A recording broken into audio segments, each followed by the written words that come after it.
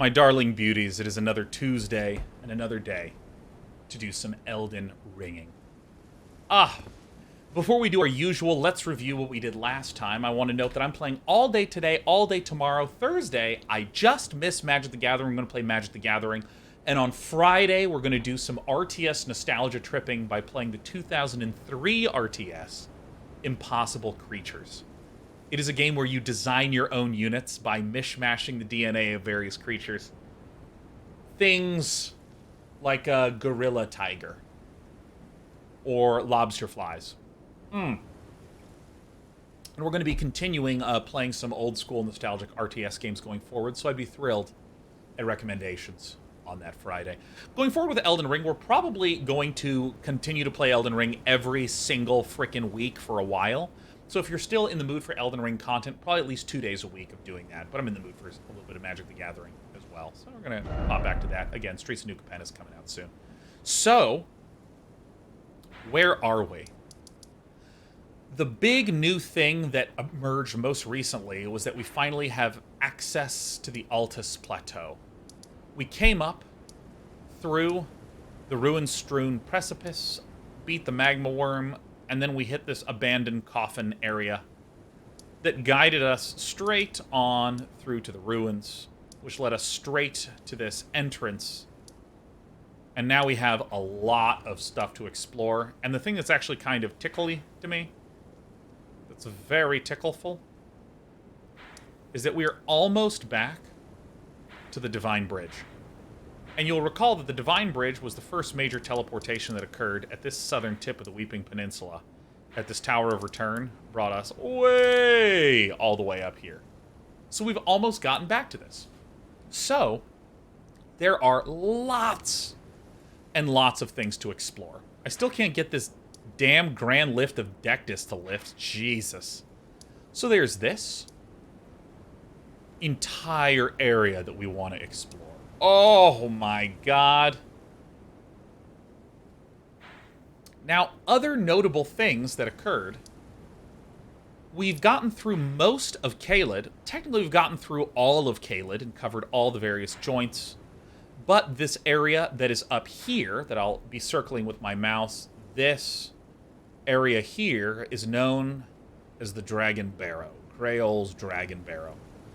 I did go through this Divine Tower.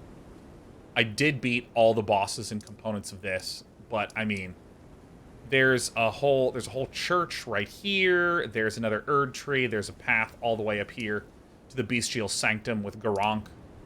I'm also going to put a little marker here that I still need to do the War Dead Catacombs. I'm going to start putting some more symbols on the map.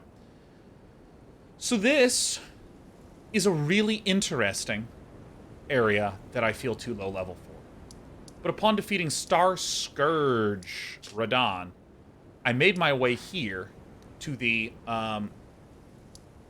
Nokron Eternal City entrance. We wound up fighting another little Hallowhorn Grounds. We got to the aqueduct-facing cliffs and made our way to the Shifra Aqueduct, where there is a boss that is literally frickin' impossible. It's a double gargoyle fight, and I mean, I really want to know what's on the other side here. I haven't explored this area. I don't know if I can explore this area, but it looks awfully content-y.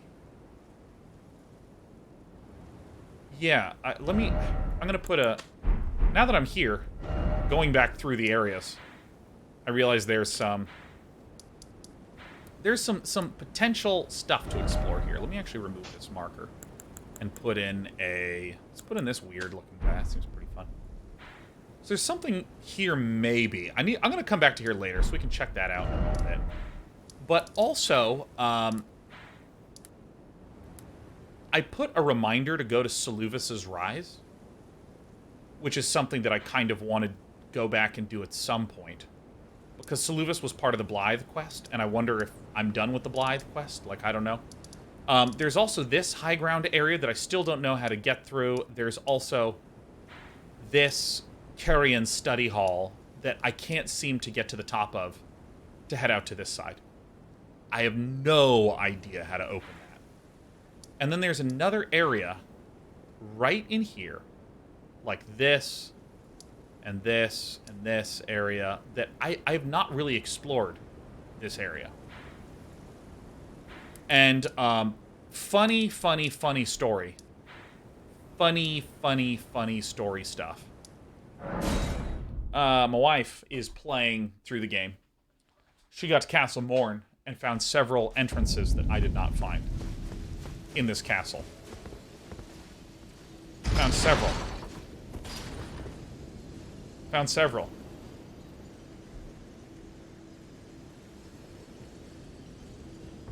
I mean, this is insane. Did you ban her for spoilers? That's right. We're no longer on speaking terms because I've removed her from my chat, which, as you might imagine, is the only way that we've ever communicated.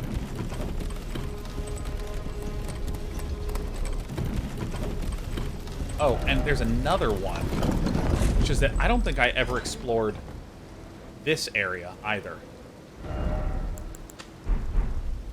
Who's that weird wormy guy?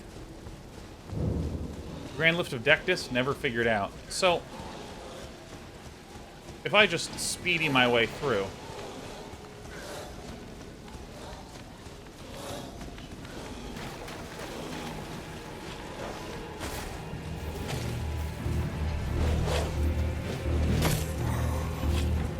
So, climb. Ah. Good lord, thank you. Alright, I'm going. Tankness says Grand Lift of Deck. This sounds like a setup for a D's nuts joke. Ain't that the truth? Alright. So here's what I recently learned.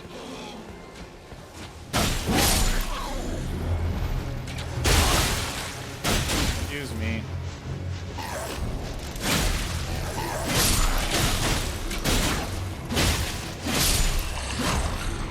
Alright. So first of all, if you recall, this area in Castle Morne is how you get to this area. First ladder that I missed, that I did not see, is that there's a ladder literally right here. You can see the item at the end that I did not get.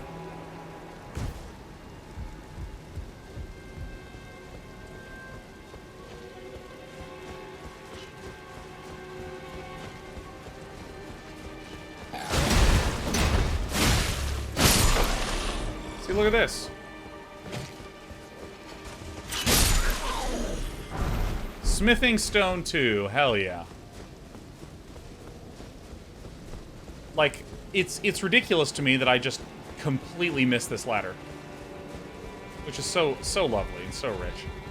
From Target says, hey, did I just pop in to say hello and click this button? Been loving and rationing my viewing of this series since I'm not as far as you. Now back in time to part 15. Hope you're still enjoying this game. Woo, you came in at a good time as I'm rediscovering new outlets in the area. We're happy to see you. Yeah, Ghosty, I'm pretty sure I know what's happening.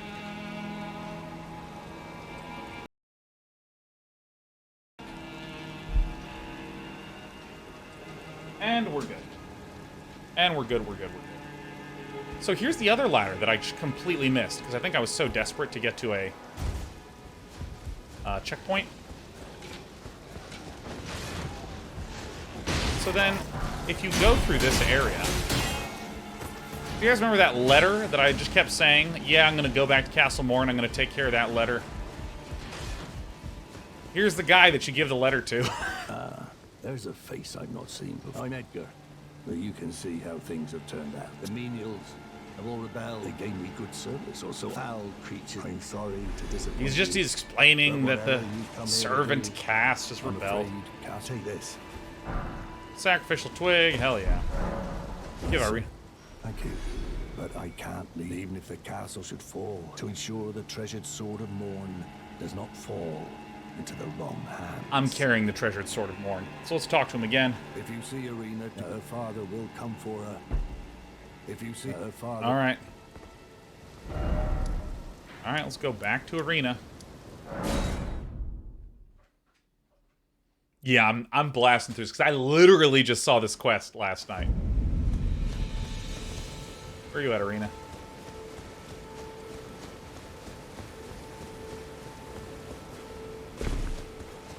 She over here. Oh, shit. Oh, my God. Irina, how could this be? What? My daughter deserved better. The fault lies. Oh, my God. I chose Prepare to deal with cry. my daughter's safety. And that is how fate has answered. I'll find the foul wretches responsible for this. I'll hunt them down and exterminate every last one of them. Rest assured, Irina, it will be done.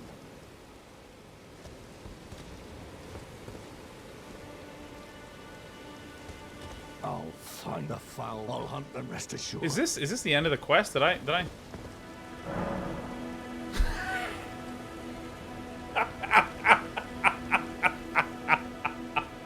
Oh my God.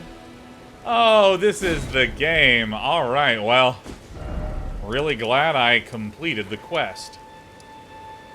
All right, so I actually think I'm going to begin the day exploring up in this area. I just want to briefly go to Seluvis's place. Ranni's Rise. What happened when Brick completed it? I don't know. She talked to the guy and then went to go fight the boss. Ranni's Rise.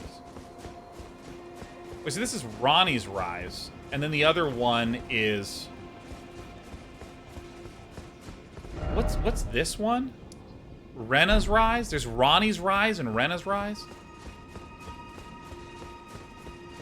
Z-Soul gifting the 9 subs. Oh my God, Z-Soul. I'm dead.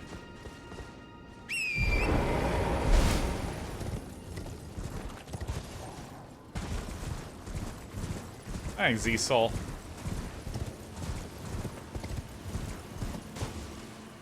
God, this is the game. This is the game. Bomb Jason's majority of names in this game start with G, R, or M. I love that. It's good branding. Yo, Seluvis. I've no time for idle chit-chat. The only thing I will hear from you is a report of your task's completion. Are we understood? I have enough. Well, well. You're asking me about that, are you? Yes. The task was left to you and the mongrel, was it not? Not only are you incompetent, but shameless to boot. I'm so shameless. Well, there's no helping it. Now's as good a time as any. I'll let you in on it. There's a glintstone sorcerer by the name of Sellen in Limgrave. She owes me for the help I gave her when she was expelled from the academy. There is? I asked her to look into the matter some time ago. Huh. I'll write you a letter of introduction. Go ask her. Go ask her. I've no time. The only thing I will... Are we under... I have enough. Jesus.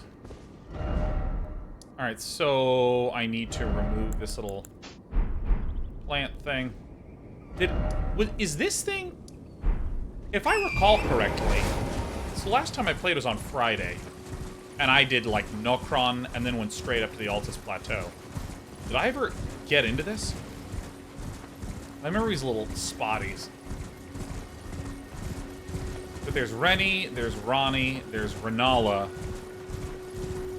There's another R name, isn't there?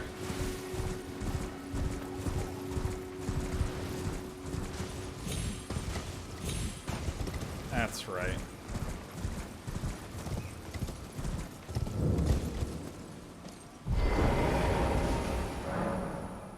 Locked shut for now. Yeah, Radon and Radagon.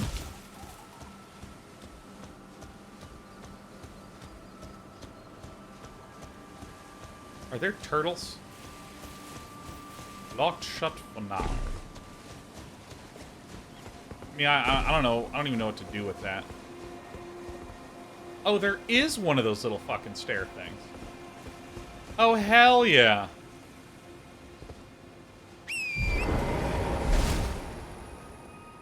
What do you mean blocked shut for now? Doesn't look blocked shut to me.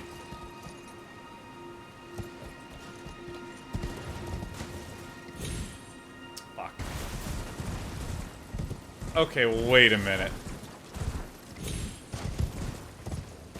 How do I get into this fucking thing? Alright, horse parkour time, I guess. If I can't get up to it in a few jumps, I'll just ditch. I don't give a damn.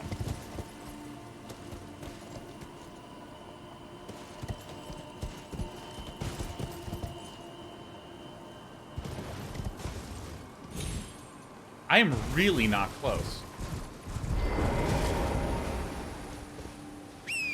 Alright.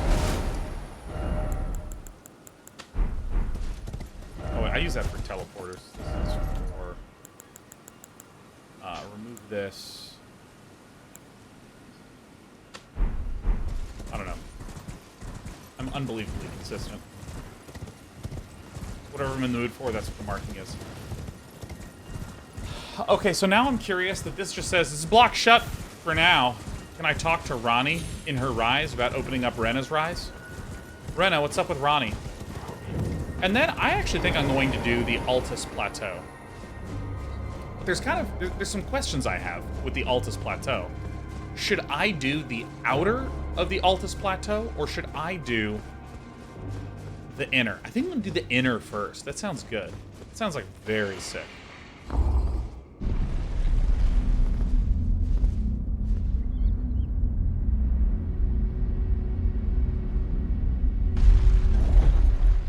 For the capital.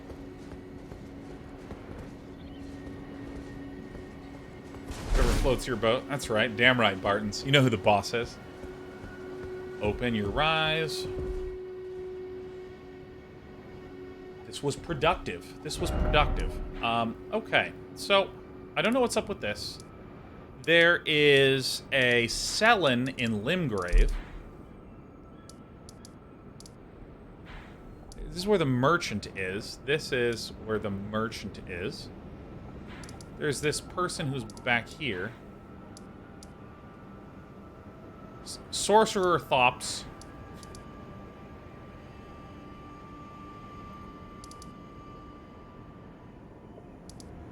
Oh, Sorcerer Sellen. Fuck yeah.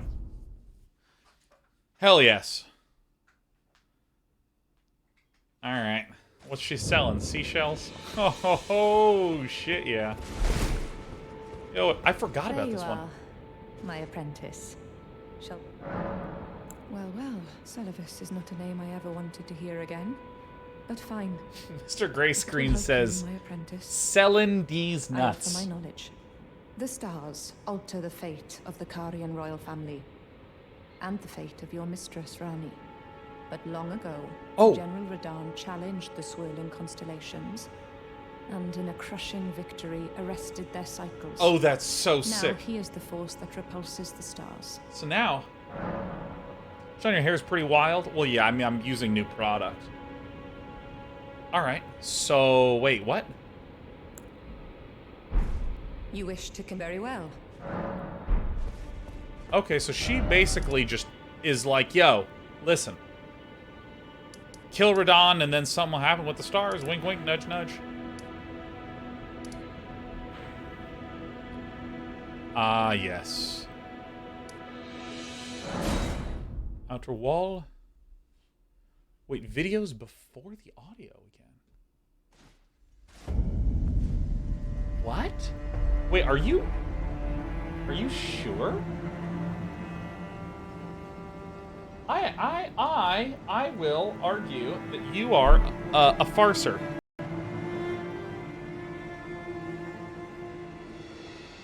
Ghosty, is it good now? Guys, I'm only speaking to Ghosty. I'm not speaking to anybody else.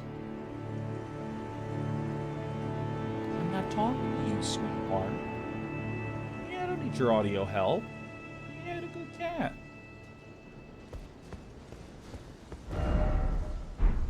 So, we came in through these beautiful open gates, and I think what I'll do is I'll say anything that's inside, I'm allowed to explore.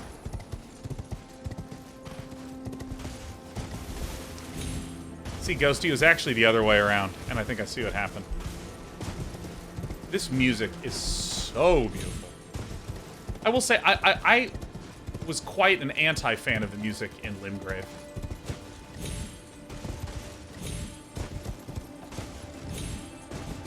I did it! I'm up here! Ah.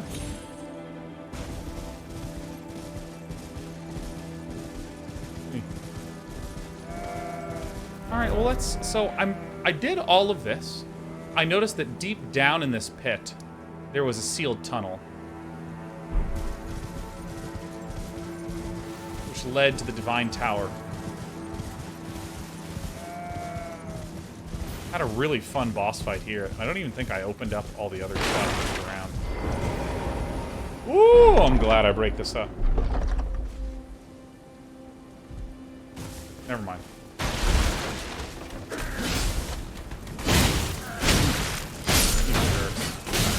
This guy poking me.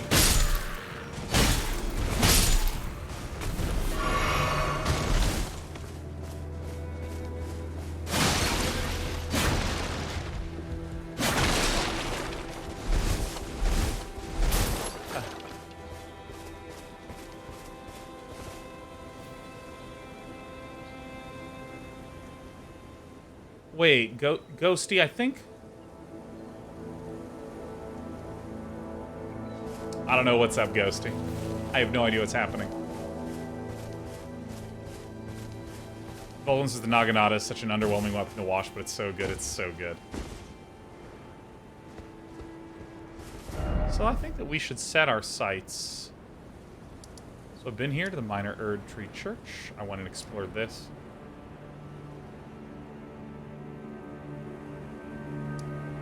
Finger Reader Crone. I'm gonna put a little marker here, a little marker here.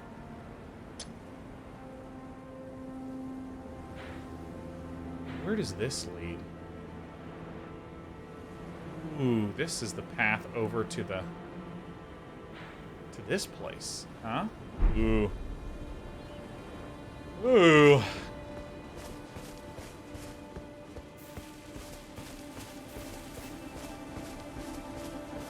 Go ahead and hop on the horse. But I've been waiting to play this all weekend long.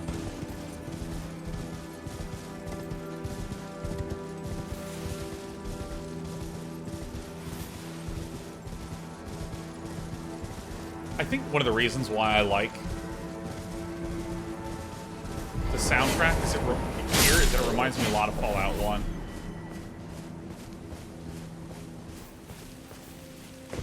I remember the Church of the Brotherhood of Steel in Fallout 1.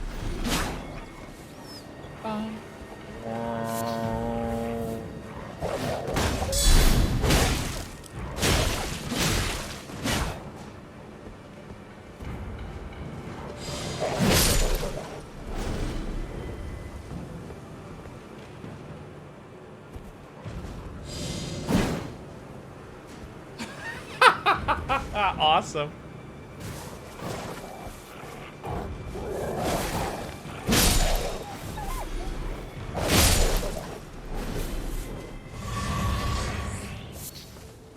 I love this shield. The shield's amazing.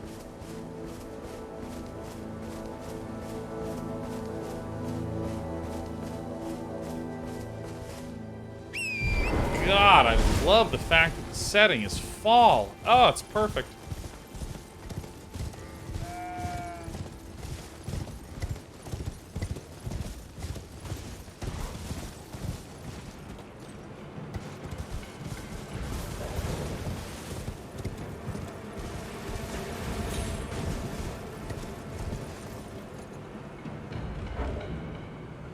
Oh, hey, sweet.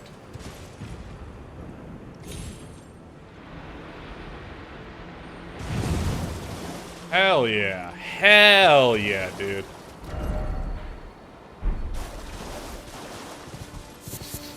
Risky one? There's no risks when you got it down egregious. There's no risks. Yeah, dude, let me tell you, if this is your first time coming in, it really looks pretty incredible what we've been able to achieve.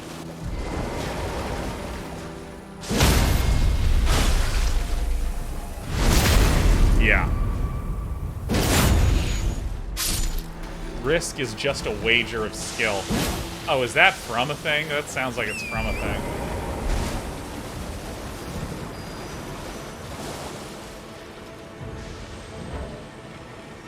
Is this the second one of these that I've seen here?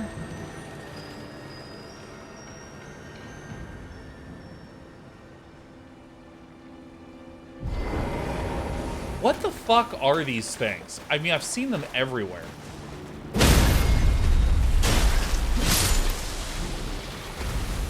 I have no idea.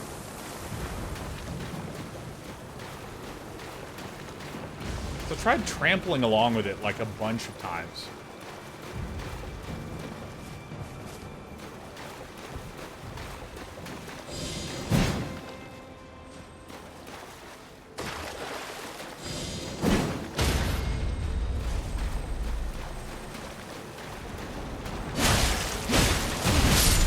Holy shit, that guy.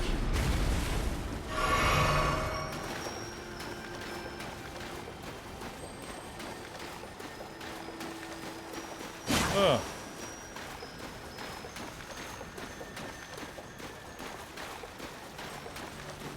See, I thought that it was like trying to instruct you to. Oh, fuck it, I don't give a shit. I'm not going to figure this out. I want to explore.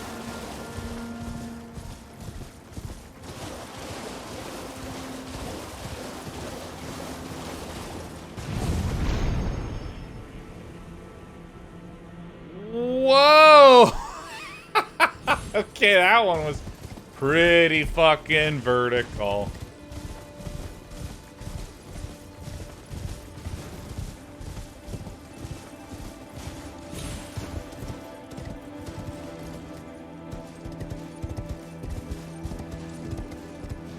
I don't know if I saw anything noteworthy here. It kind of looks like this area is just big for the sake of being big. Although this is beautiful. Is this another golden seed? Another pair of golden seeds? What?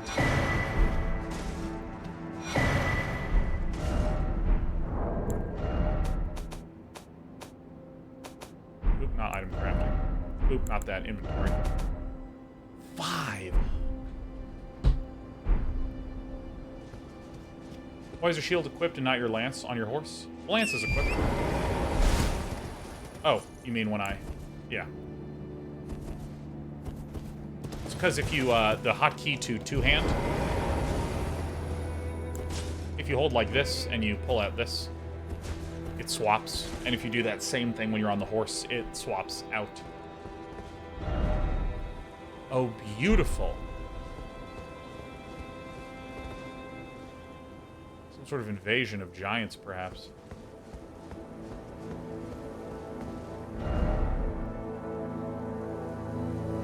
Explore to here. I'm going to explore all the areas outside of this. Let's go to the crone first. Show me your fingers.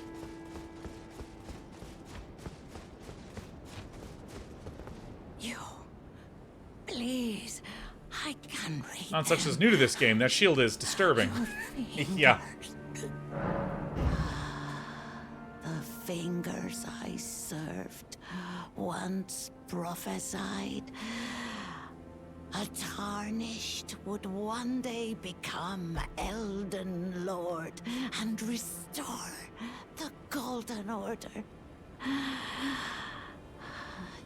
Surely you see it too. Are you kidding me? All games are always about me. That enshrouds the heavens. The great tree which begets the pillars of Tarn. And the fingers. Fingers will guide you, baby. So, I mean, if I'm understanding correctly, the Elden Ring, which is actually not a ring, but is a giant, beautiful, innate, intertwined golden object, shattered into pieces that we've been collecting. See, these are different components of the shape of the Elden Ring.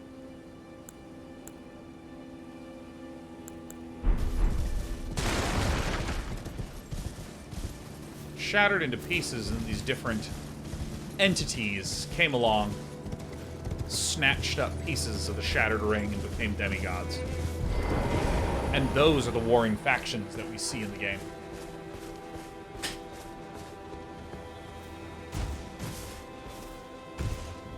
Different babies vying for more power. And again, if I'm understanding correctly... Oh shit, one of you.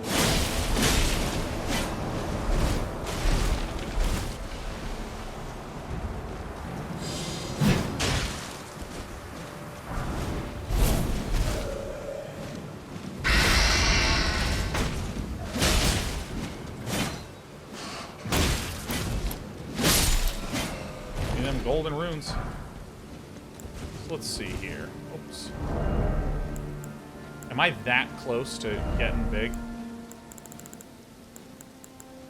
Yeah. Oh, it's a heavy load. Fuck.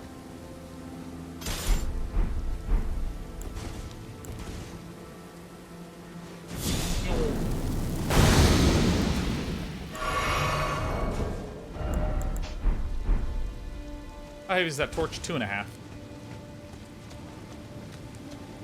My LED torch. Harry Dresden. Harry Dresden. What a delight to see you, man. You know, I stopped reading Battleground. Not because I wanted to, but because or not Battleground, Peace Talks. I just got tired of reading because my eyes hurt so fucking much. What's going on here? Sorry, I messed up my controls. And in the meantime, I read some nonfiction, but I was showing this off earlier. I now have the deluxe editions of Berserk. And let me tell you, they're huge, they're beautiful, and I literally need to set them on a table because it weighs like 10 pounds or something. Fucking ridiculous.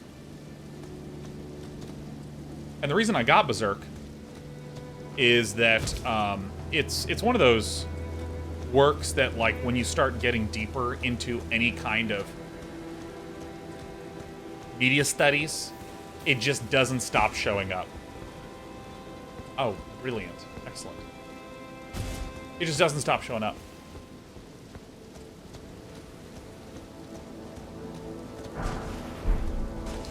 And I read more about Berserk. I'll share some thoughts in a moment. But Junebug Wilson says, "Howdy, Day9. So happy for you to find a game that you're entranced by, as it's an area I struggle with. However, I've recently found myself wrapped up in the Arkham games. Beat Arkham years ago and have finished City and Origins in the past 2 weeks. I'm now playing Arkham Knight. Happy gaming." Dude, my brother loves the Arkham games. Like, fucking loves. He has something like 200 hours in Arkham City. He, like, 100% of the shit out of it. It's a really good feeling. I almost want to describe it as, like, something that gives me great reassurance.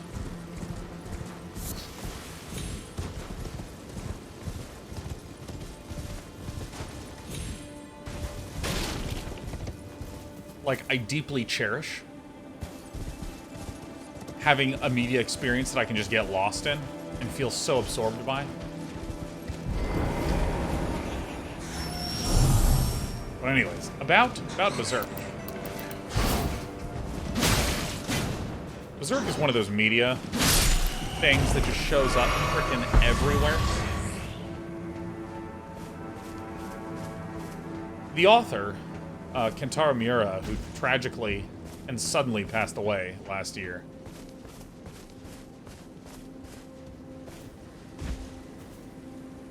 he was a manga author. He took tons of his inspiration from areas outside of the traditional manga landscape. Because, you know, something that's really, really, really common in everything. It's like, if you write romance books, you read romance books, you look for patterns in romance books to put into your romance book. Oh, I'm working on an open world RPG. I'm going to play other open world RPGs and apply the principles that I learned there to this open world RPG. Which leads to a lot of refinement, and it leads to a lot of elevation and, you know, understanding of, because people tend to look down on tropes, but tropes are actually, it's more than common things you see that you might be tired of. Tropes are the way that people understand the world, right? I mean, they've been used so commonly that they're very effective, and so on and so on and so on. But anyways, But Miura, and again, pronunciation notwithstanding, Kentaro Miura would look to Renaissance and medieval era lore. He would look to, like, Escher, artists that had nothing to do with manga, and wound up creating the Berserk series.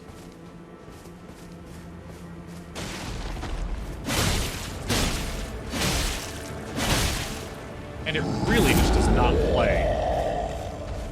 It really does not read at all like your traditional hero, like, male power tripping style manga. Just follow.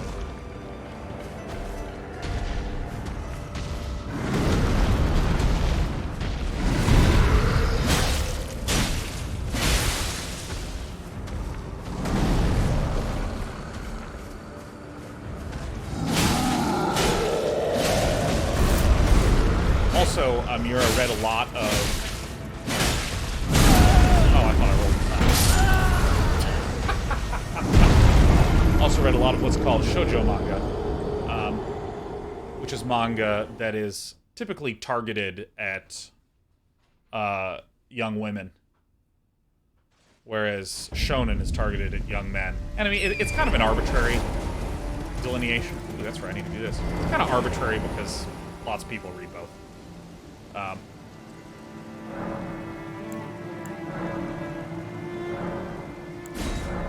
Sick.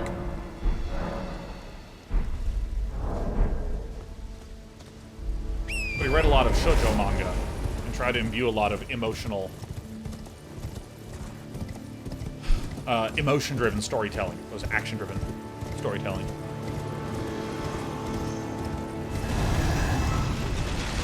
What? Oh, it's one of you fucks.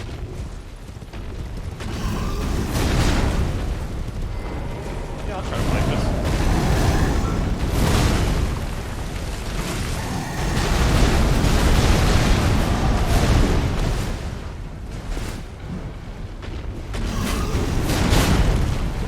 It's the same guy as in Necron.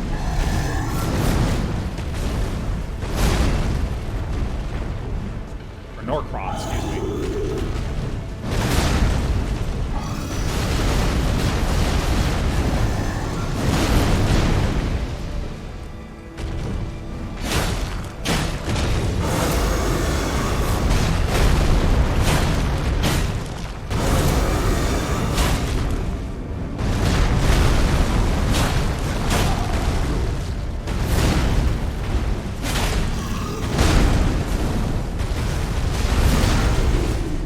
One thing that's, like, so common. Big dudes have really bad hitboxes, right? Fighter, proc.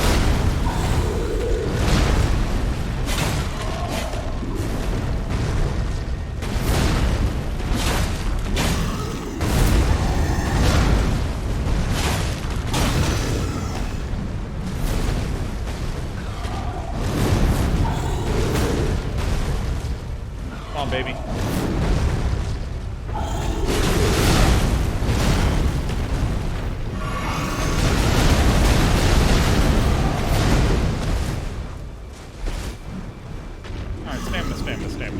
Stamina.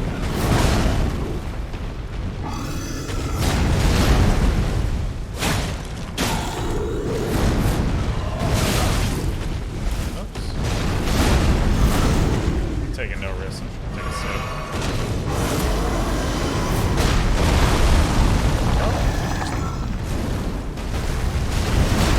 Yeah, I mean, I've hardly read any of the Berserk manga. I've just, you know, read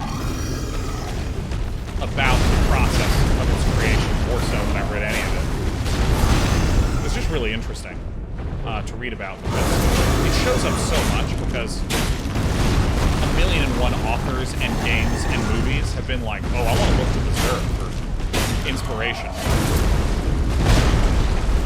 So have you ever seen a JRPG or a game or a character with a huge sword bigger than they are, such as Cloud from Final Fantasy VII? Oh, yeah. Oh, cool, I get 2,500. game is a wee loud. You know what? I don't give a shit. I'm leaving it alone. Isn't that every JRPG? Indeed it is, Bumble J. No, I'm keeping the game loud. That's actually one of the loudest encounters I've ever had, so that's fine. Also, I can turn up my mic slightly.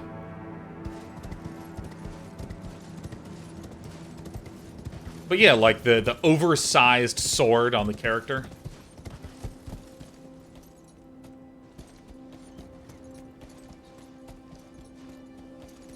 I never actually walked at this pace. Yeah, all those are stories that took inspiration from Berserk.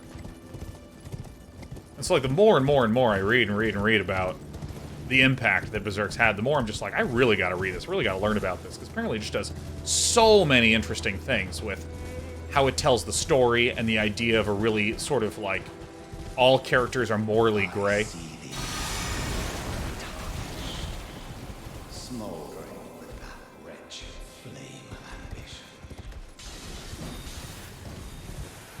Sick.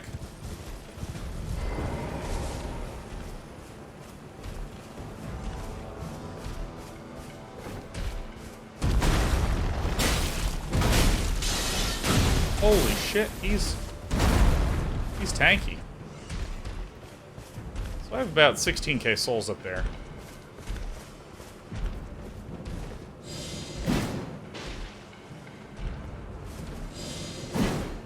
We're gonna stagger him really soon, actually.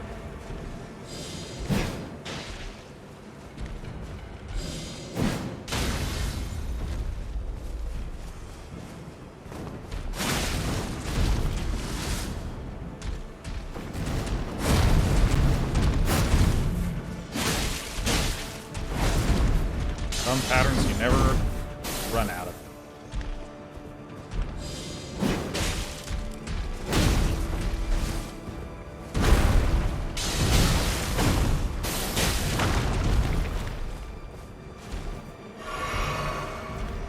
Not so bad.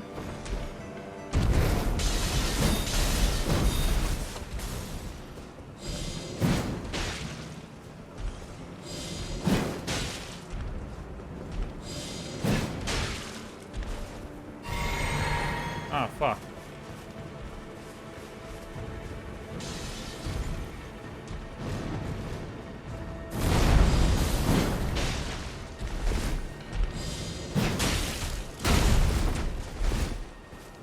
So much poison for me.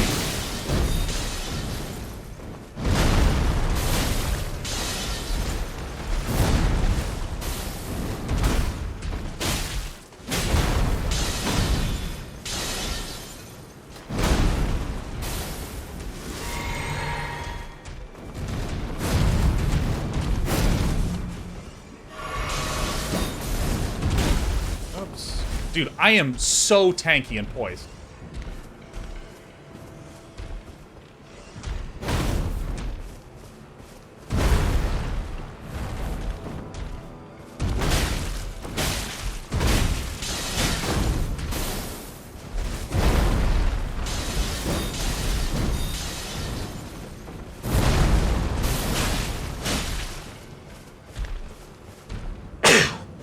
Excuse me.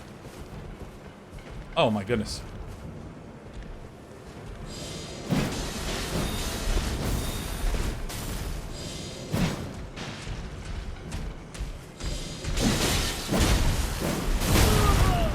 Okay. I'll drink. Stagger? Stagger? There we go. So I need to go up, and I need to... Fitting in.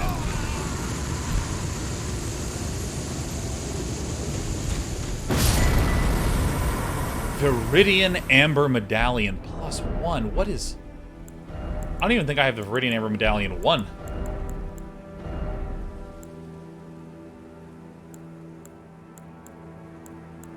Greatly raises maximum stamina.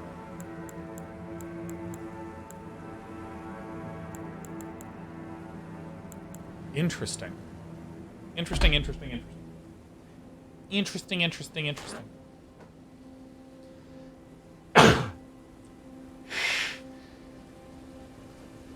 What I really need is another talisman slot.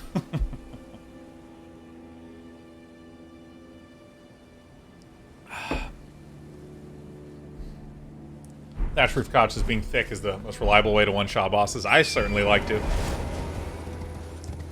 actually going to increase the... or turn off the air conditioning in the house. It is, like, just abruptly very, very cold.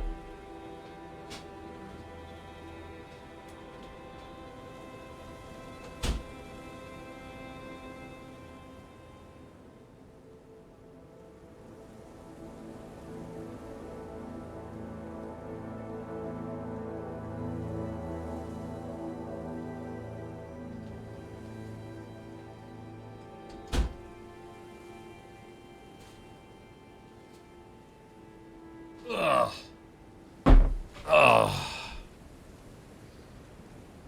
What was the lore of that fight? Ghost of an old enemy getting channeled through a rando. Land cow. You know, I actually think the lore of the game and the lore of many of these games appear to suggest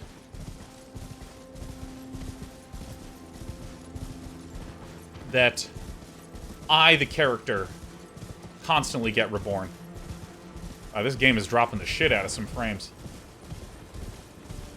I'm constantly reborn. And so I wonder if that's what the story is. That there's characters that are... we're getting constantly... oh, shit. That's not what I want to do.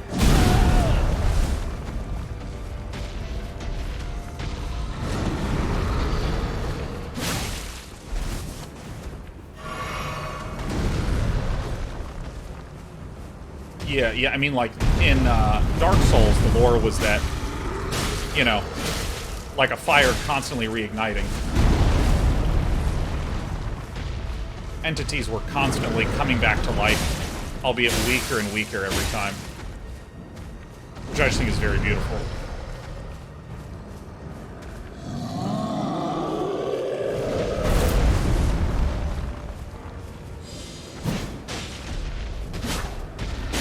Please! Then he does a swing, and then he's gonna collapse.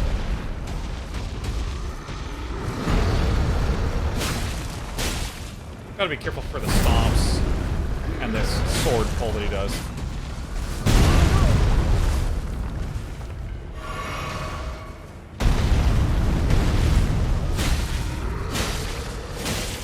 And dead.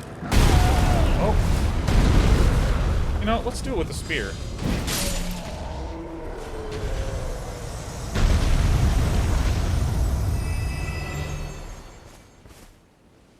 Yeah, I assume that it's something along the lines of, you know, Margit, the Fell Omen, is one of these tarnished. Coming back. I mean, because he keeps saying the same shit. He's still really pissed off that I'm, like, you know, trying to become an Elden Lord. You know? It's just like, who is this jerk?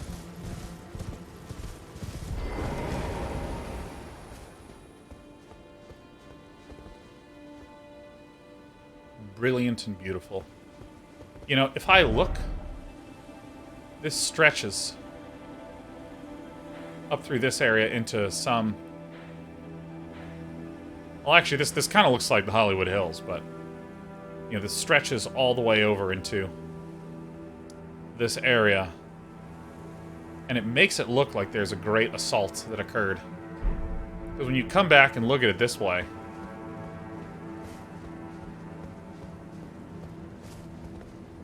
something from way above was just raining down on this shit. Oh. Oh, my God. But yeah, no, I think that I'm really interested to read Berserk because I love watching, reading, consuming those bits of media that are just like, oh.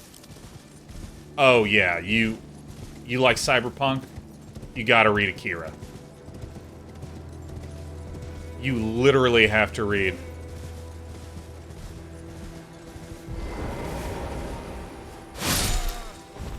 you literally have to read and watch Ghost in the Shell. This shit's incredible.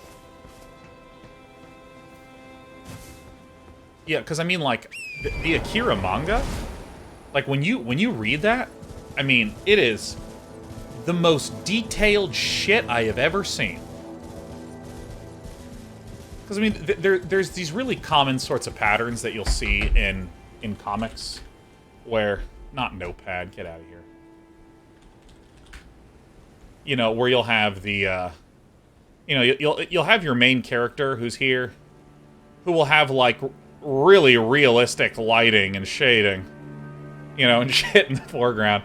I'm not gonna do it right now because I'm no artist, but, like, you'll like, there's a really common sort of thing where you'll have like a bunch of characters in the background of a party, and they'll all be just colored the same shade with no details.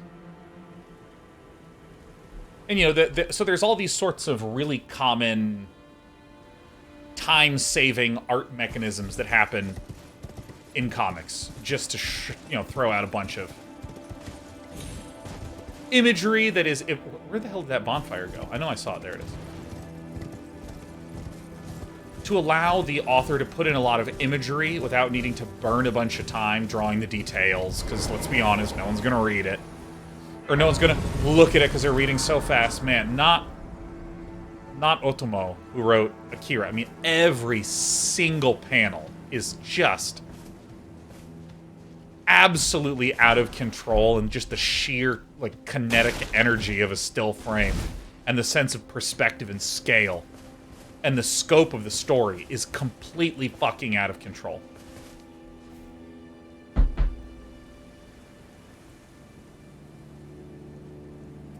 You know, it's not just a time-saving tool, it's also a storytelling tool. It creates focus. Yeah, that's a great point. Yeah, you know, like if you have the police investigation show.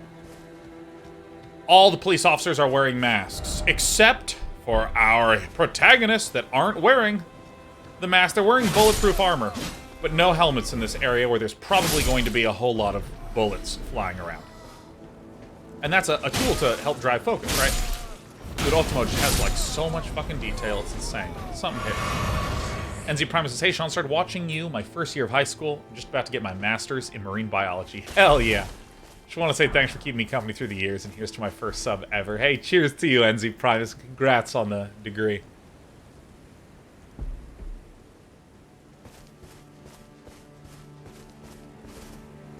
Yeah, so, I mean, through playing this game, that, you know, the more out... Because I've been trying to get some satisfaction related to Elden Ring without actually playing Elden Ring. So I've been reading about the development so I don't get spoiled. And reading about just how much inspiration Berserk has had for all the Souls series in terms of its aesthetic, in terms of the world and the environment. I was just sort of like, huh, like I wanna learn more about this. So I bought all that shit. CTZ Nalien, or perhaps Citizen Alien. Thanks for the 5 gifted subs. Just subbing and just joining in? My goodness. What a treat. What a treat. And Z-Soul with the 9 earlier. Mwah. Is that the same shirt from yesterday? It sure is.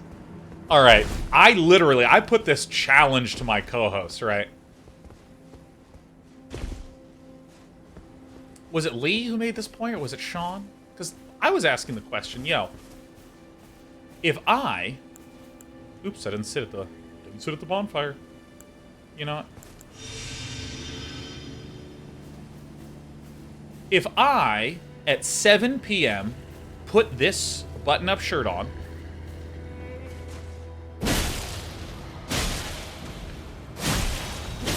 and then at 9, when my show was done, took it off, am I allowed to wear it again the next day?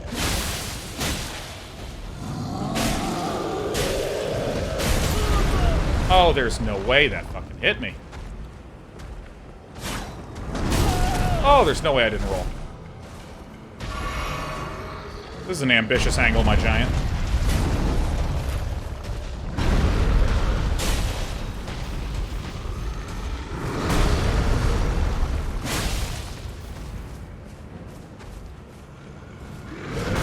Can I wear it? And I think it actually may have been Sean Bloom that said that it's actually... Oh. It's actually that you subtract 2 hours if you wore it for 2 hours. So you just need to find a 2-hour window today where you're not wearing it, and then you're good. And I was like, that checks out, that checks out.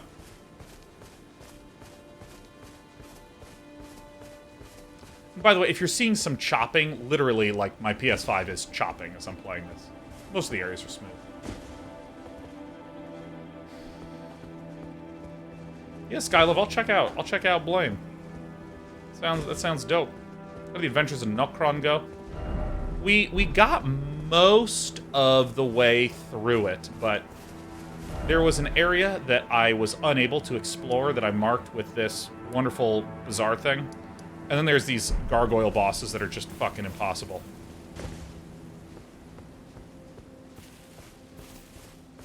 God, I mean, I think I've rarely been so moved as seeing Nokron.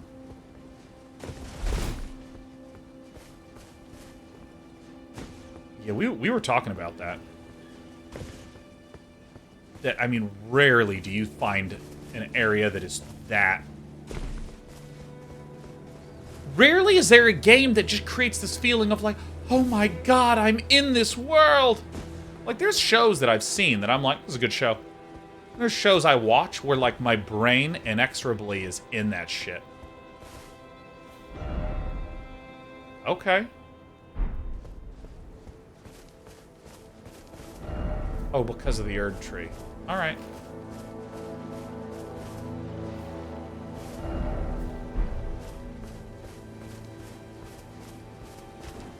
Alien says 89 popping in for... Oh, hold on, Citizen Alien. I'm dealing with some black flame here.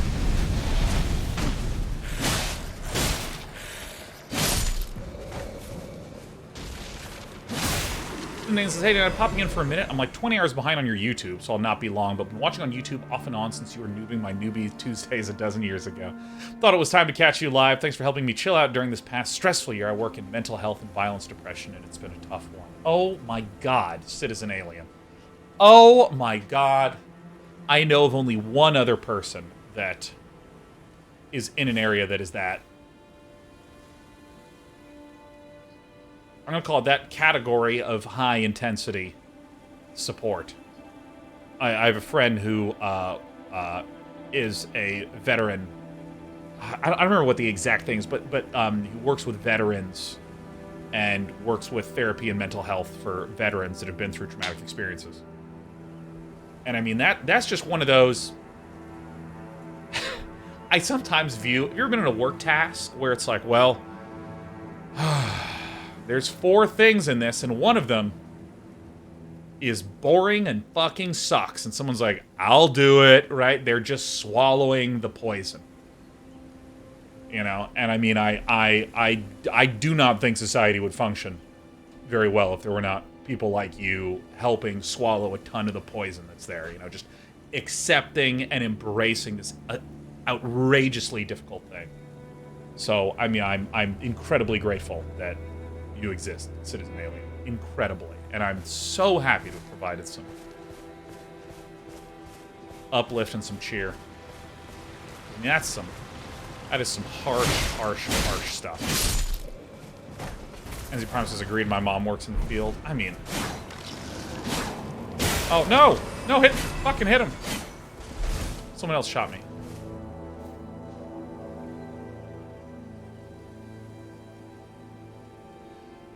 So this, to me, looks like tombstones for giants.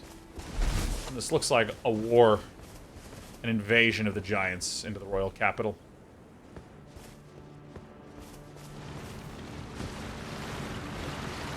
Important work.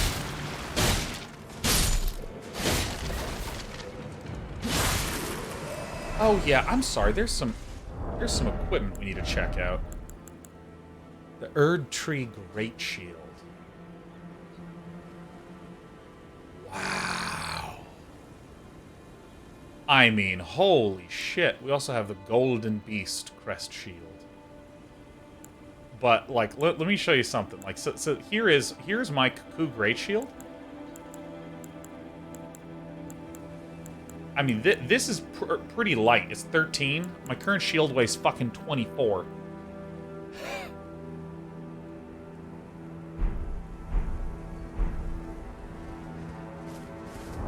And then we also have the Gargoyle's Great Axe.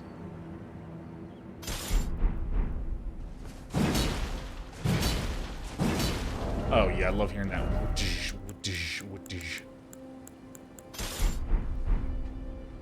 The 75 guard boost is tough to turn down. I have the talisman that boosts it 10% more even.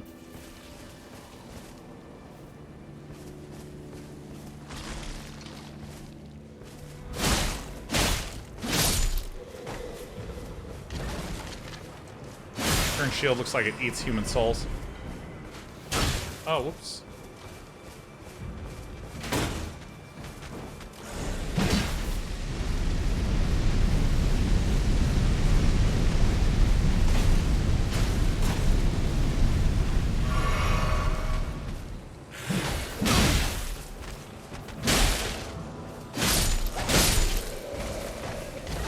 These guys deal way more damage than I thought.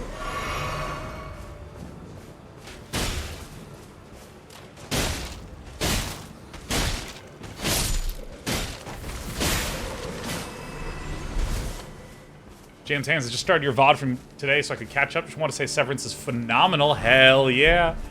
I'm going to keep recommending that show. I think that show is just the fucking greatest show I have seen in so long.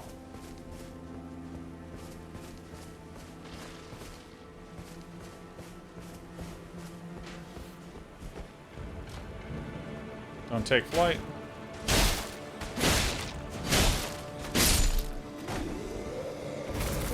I recently learned that I can hold the shield and stab.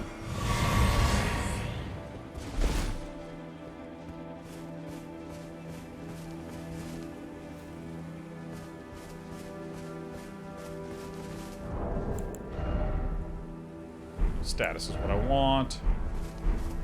GZ Louise. Alright, let me ruin this for you. Reach out and touch grace. Na na na na na na na na na. You hear it, you're like, oh my god, no! Reach out. I'm gonna smash one.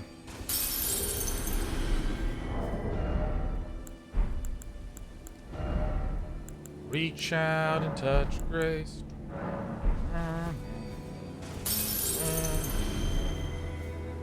Alright, I can probably crack all my these puppies. Alright.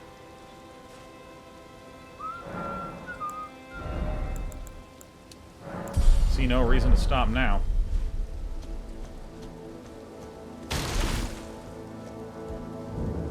Is someone their customer? Well, it has been very long. Well, you are in the middle of a war zone at the top of a hill, surrounded by skeletons. Get the fuck out of here. What do we got here, huh? Perfume bottle?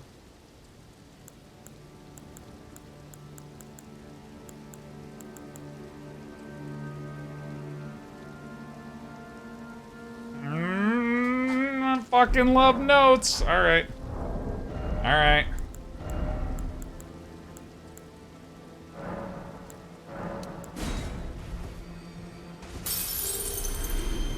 That's fucking way more than I need.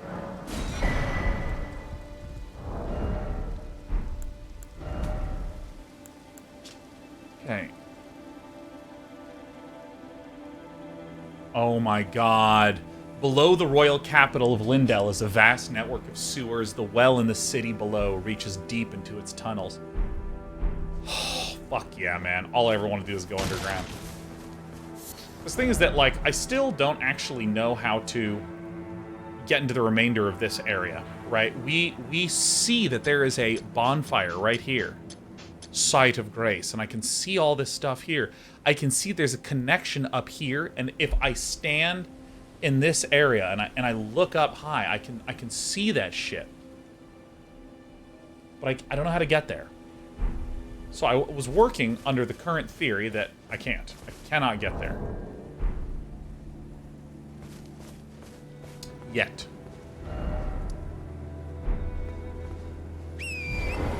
Yet.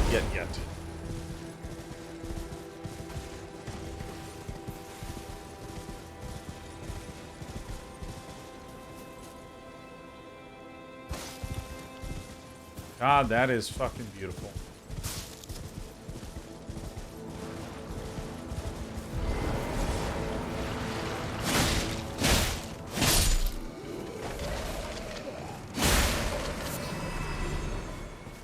Altus Bloom. You know, it's kind of funny. When I first got up to this area, I didn't care as much for this open area.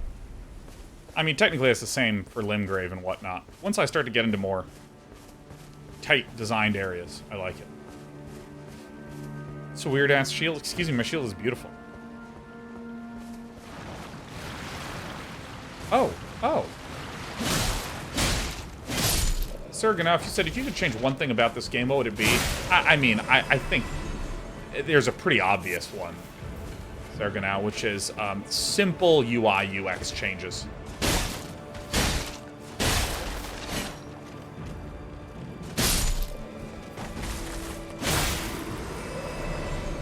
I mean, there's some things that are so ridiculously hard to figure out. And I mean, the example that I was using before is, like, how do you cast a spell? You have to know that the Clawmark Seal is used for casting incantations. It doesn't actually say that. It says, Sacred Seal granted by Garank, a rare trinket which allows incantations to be scaled with strength, but it doesn't really say anything about that. Like, I really wish it would give a little bit more clarity. I really wish it would. How much is this? Boost Dragon Communion incantations. But I still need to have 10 arcane to equip it, but it costs nothing. I don't have enough intelligence for this here, huh? Okay. But yeah, like, similarly, you might not know this, but if you go to this far back side, you can find information about all the stuff that has popped up.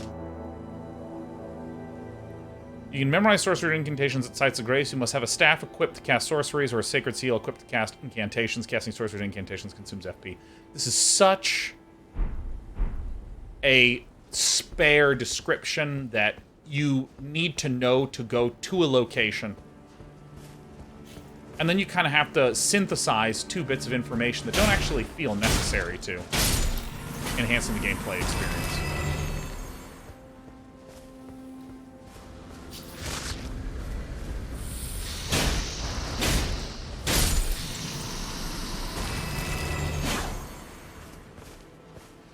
And I do think that some amount of obfuscation is great.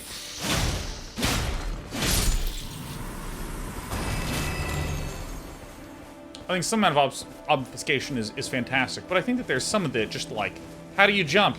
I'm not fucking telling you. Things like that would be weird.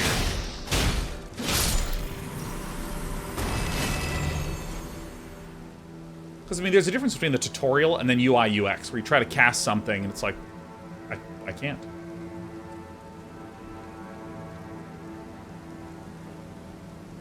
Excalibur Z says, a friend of mine thought that a pitfall of the Souls game is that the upgrade path, and then you say, which doubles down in this game, encourages you to pick one weapon and stick with it forever as opposed to pivoting to new weapons you find over time. Would that be a design flaw, or would you change it? I think that this game does an absolutely amazing job at addressing that kind of issue, where, as I've been playing, like, I was upgrading the longsword, and then I found a Naginata, and I was like, oh, I guess I'll just use this Naginata then. And I had plenty of stones to upgrade it with. And I'm even at the point where I feel like I can start to think about a 3rd weapon that I want to upgrade. And I'm fully intending on doing that. I think that's terrific. But the comment is, hey, what about having a single weapon? So I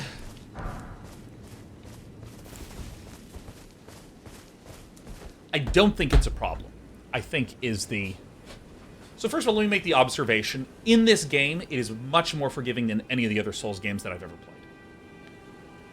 But that said, let's reframe the statement, Excalibur Z. Instead of, overly focusing on that particular detail. The high-level statement might be, hey, in this game, it feels like you only ever get to upgrade 2 to 3 weapons. That's it. Is that bad design? And I don't necessarily know that it is.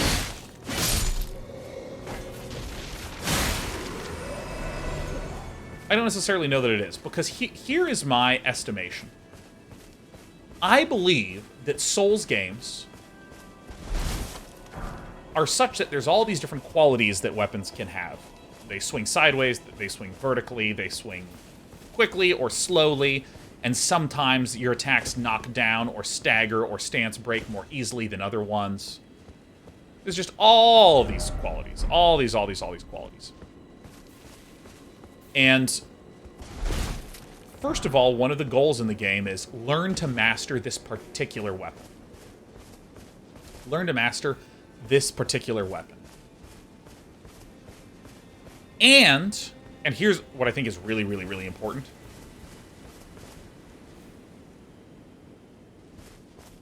I think that certain weapons are busted in some areas and unbelievably not busted in others. Deathbird? Oh shit, Deathbird.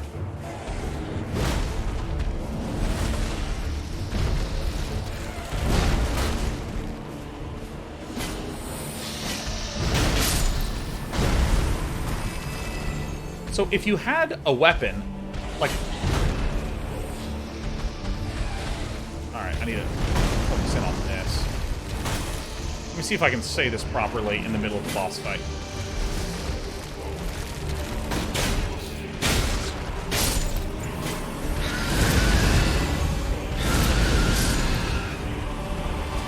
Okay, so let's just focus on the idea that some weapons are really broken in some situations.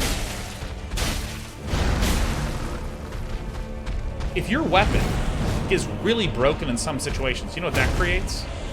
A huge amount of joy that this is the build that you chose, and not any other build. That is an incredibly enormous joy in an RPG. To make you feel like your choices were good. Oh, okay.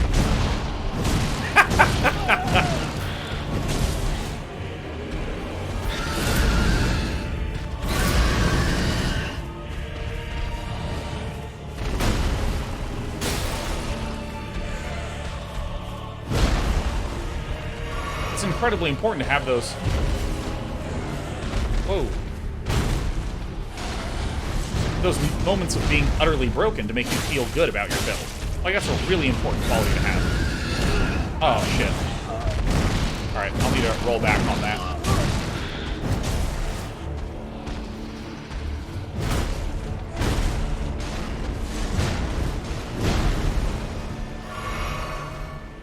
I'm gonna drink twice. Now, if you were able to have multiple weapons that you could level up, it might actually trivialize what is an incredibly fun part of the game. I should say, it would trivialize what is the core of the game. Oops.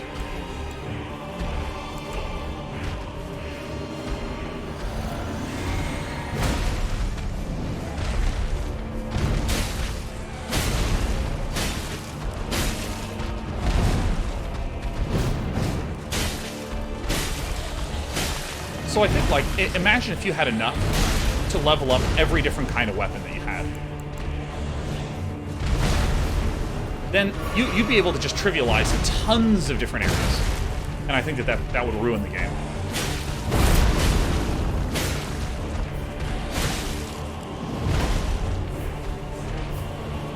So I think that, on one hand, the upgrade system might feel stupid. It might feel like, dude, you're not letting me do anything.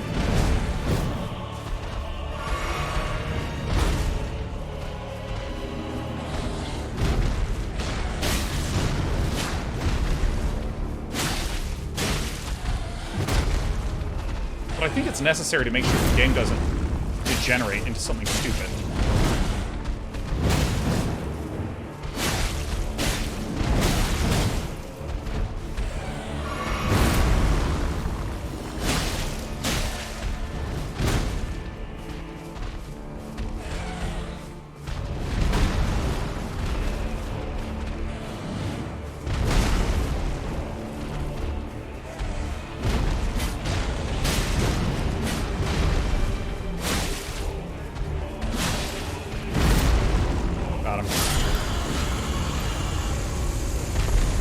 So, I mean, like, it took me a really long time to make that point because I was busy being the best gamer. It'd take me all my damn flasks. So, I would almost describe that as a negative consequence of a good design and beneficial design as opposed to a problem that should be fixed. So what do I mean by this? If you say, I want to make a card game, fundamentally, you get this awesome multiple combinations result, right? Oh, the fact that I can deal the cards out, and it's different every single time. I can play the same deck in Magic the Gathering 50 times, and I keep getting different draws and different openings and different problems. That's really awesome. If I play poker, I can never see the same flop twice in tens of thousands of hands. Right? It's really, really, really great.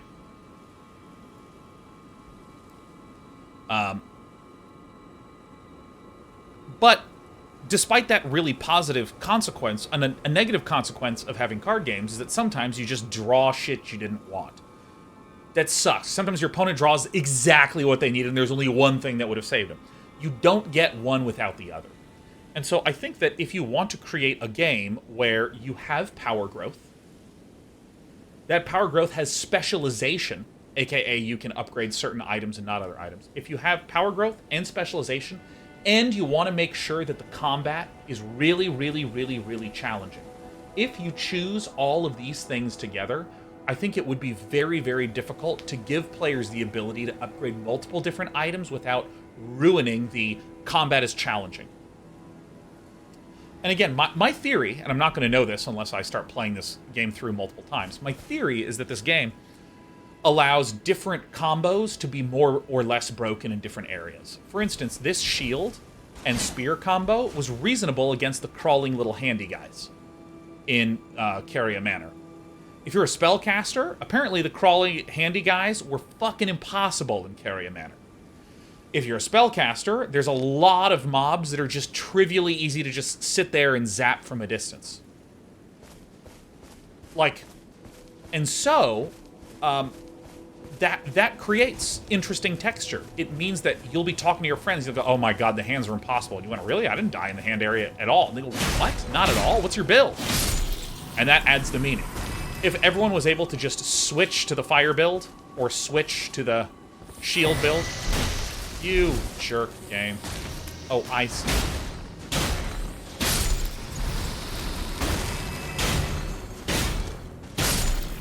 And so the way I would answer your friend's critique based upon my endless burbling, which we don't call burbling here, we call that content. The way I would answer that is I would say it does kind of feel bad in a certain way from a certain perspective. If you're someone who is trying to play a game and loves the feeling of upgrading everything, you might like something like Here's Might and Magic. You might like something like Path of Exile or Diablo, where there's tons of ways to improve upon, to upgrade, to make better, all manner of different things. But in this game, whatever you choose, you need to master, and the game permits you to master 3 or 4 things. You can upgrade them, you can play with them for a while, and it will make sure that whatever you're choosing to upgrade will give you some legit strong chances.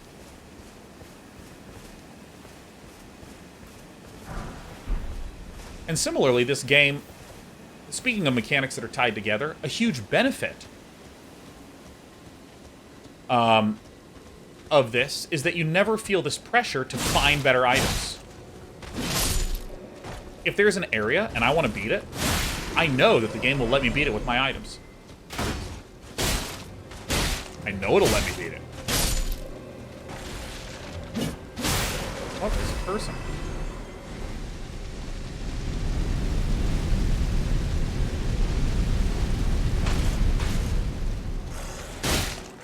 And I think that's awesome.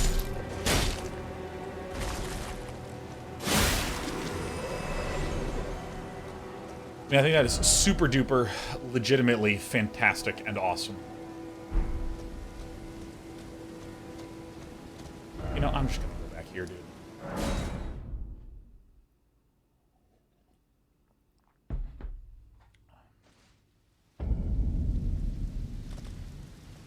Why did I do this? That's right.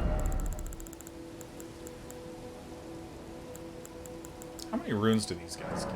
This will give me enough to... 9 gives 3,800. I think I'm actually going to crack both of these big boys. Let me finish my point. I keep getting so distracted by how fucking sick this game is!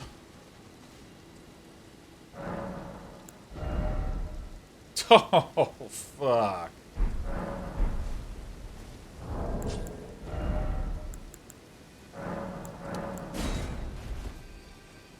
You lose out on the problem. Okay, so it is a joy to keep finding better and better and better items. I had this joy in every JRPG I played as a kid. I have this joy if I play Diablo or Path of Exile or some such thing.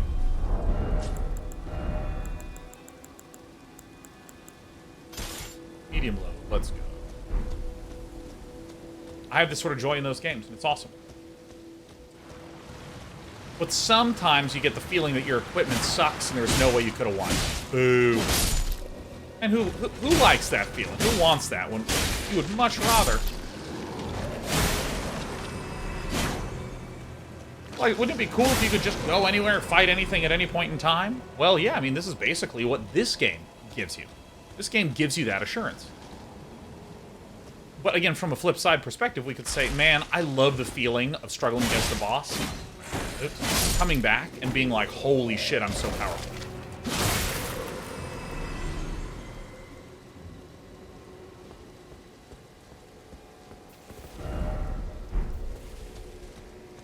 So, I mean, I think that it's just a different kind of design that has its own set of trade-offs. And I think it's like, there's probably a way to do this. I don't know how you would do this.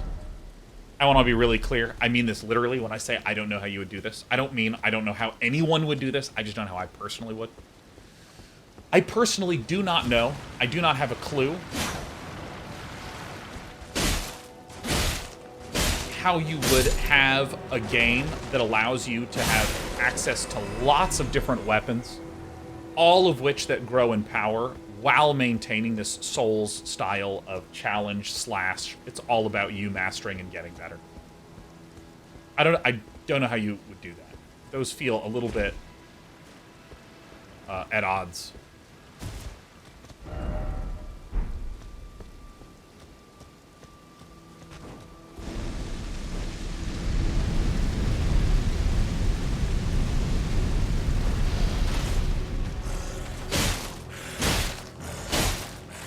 T-pose.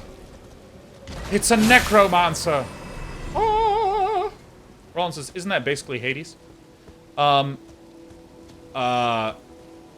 me a little more. Explain how Hades is that. Because, I mean, for me, I would be like, Hades is not an RPG. It's a roguelike.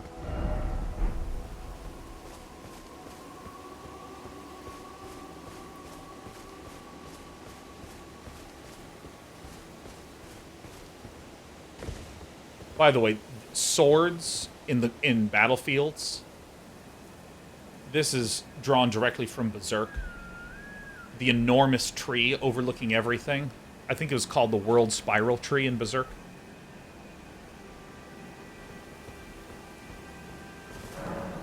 The second defense of Leyndell. The fell omen stacks high the corpses of heroes, yet the Erd tree remains unshaken.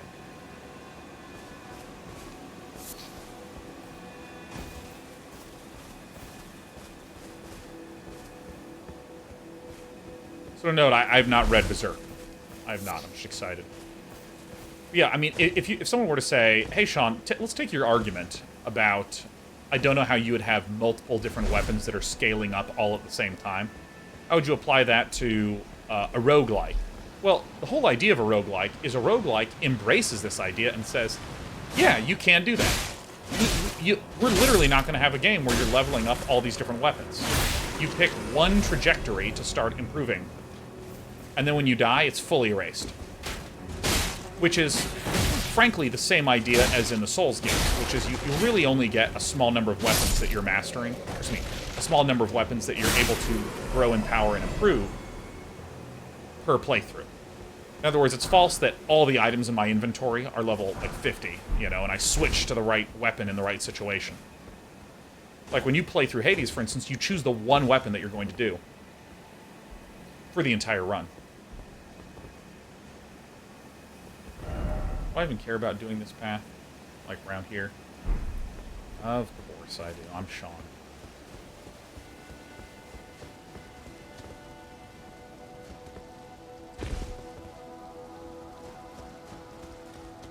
I'm gonna curl back around that way.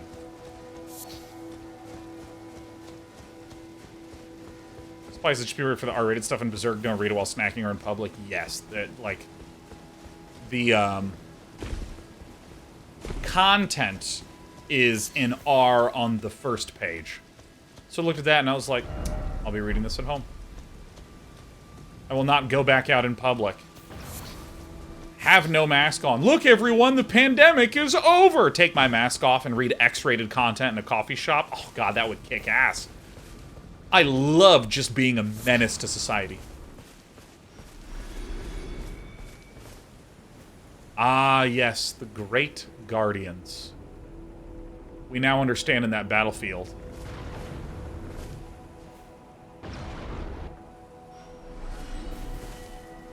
Oh my God, look at this Erd tree with all of its leaves.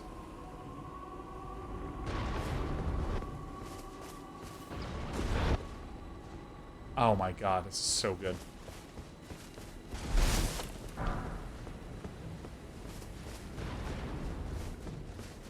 Every once in a while, like, so there's this real weirdness to my life that, you know, my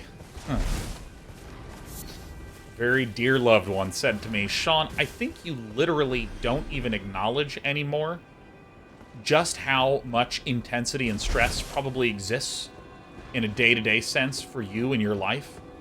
Being live and on all the time.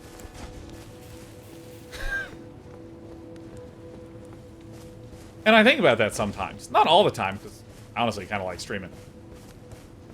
Streaming's great, man. Kind of like just being here, being participatory and engaging with peeps. I love it. I think it's a grand old time. Let's turn on this thing too. But sometimes, every once in a while, sometimes I imagine what it would feel like to again be utterly alone. I really like that feeling of like multiple weeks of true alone.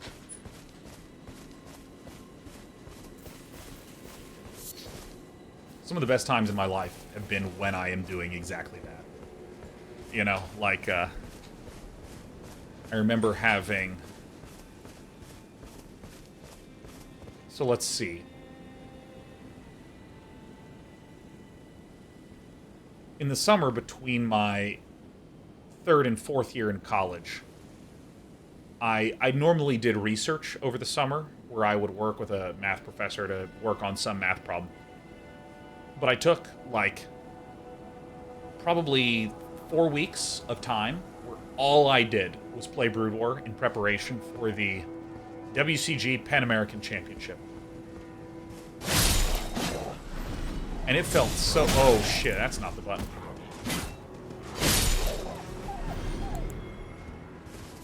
Dude, it felt so good to just wake up and play non-stop.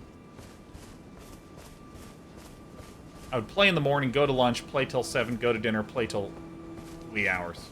Reset. Re-go. Slip down this way.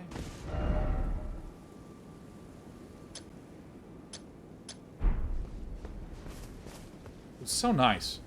And I'm bringing this up because the author of Berserk, Kentaro Miura, again, pronunciation notwithstanding, there's like hardly any footage of him.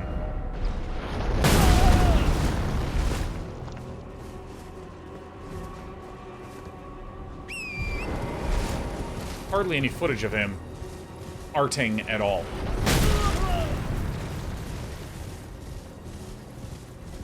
Very private. Did a lot of his own research and work. Fully alone.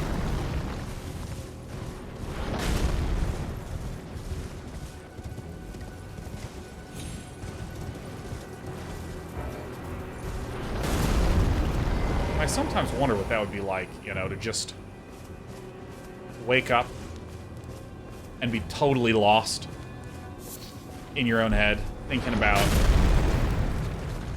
and imagining through these rich stories. Oh, shit.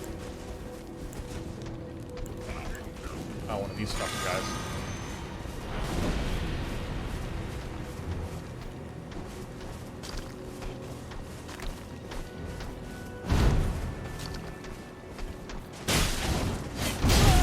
Holy shit, I thought it would block. So these are the guys from the start of the game. Or excuse me, the start of the Altus Plateau. Not the Rocky Boys, but the big sword man.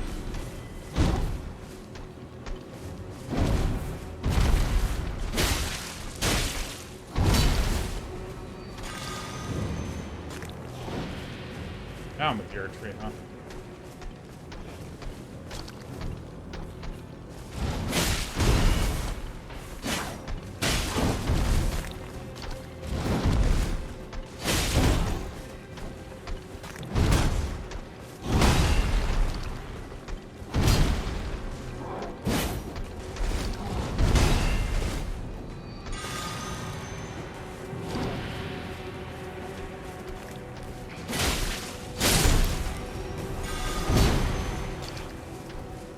Uh-oh.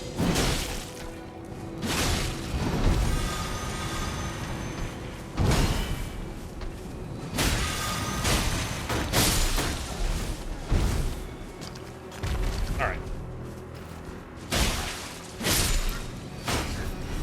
Some of my favorite times in my life is when I've just been trying to focus on and solve one narrow problem. I really like that feeling.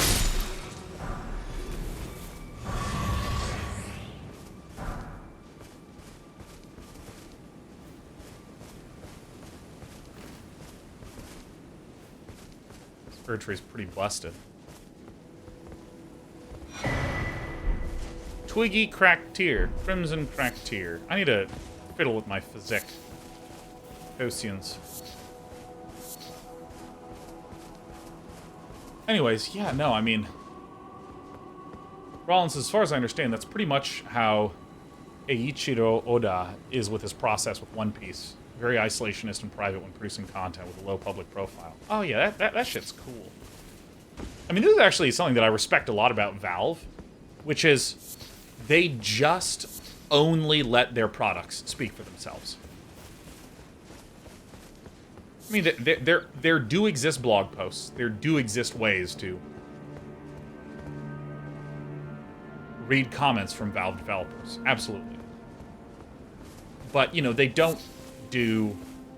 Like, if I were Valve, like, if I were a dev on Dota, and we're actually able to make decisions of when I would be live or not, I might be live, like, every Friday doing Q&A and stuff like this. Answering questions, doing shit, you know.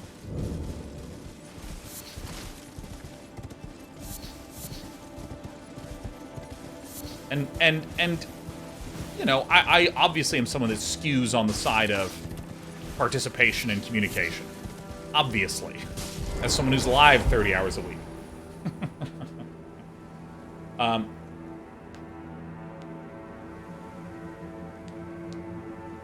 But yeah, they're just like, nope, it just speaks for itself. That's it. I've even spoken to Valve devs who, I mean, they just talk like that. I'm like, was this what was the intent with this? And they're like, well, look, if it's in the game, that's it. That's the game.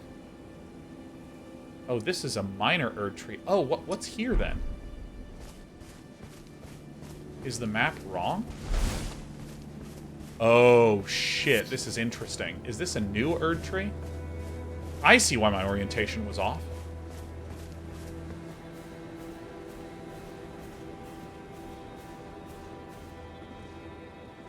Huh.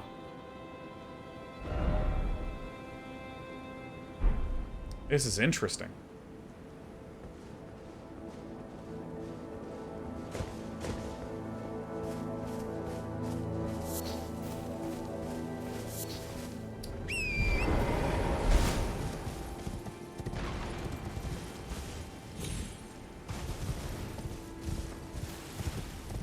So that's where the marking is. Maybe someone from outside the wall did this map.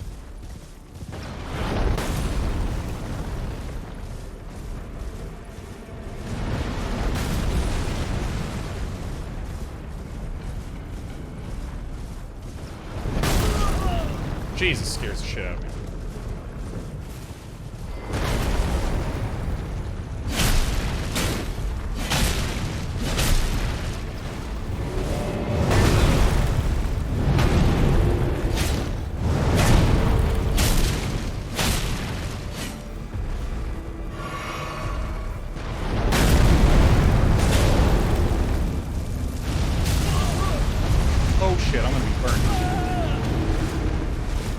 Drink!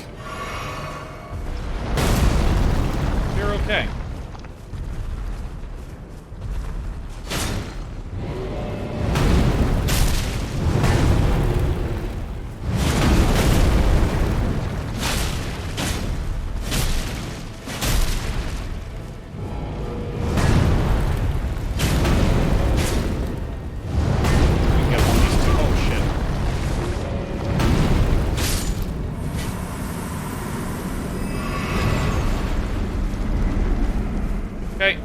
Okay. Fuck. Run! Run away!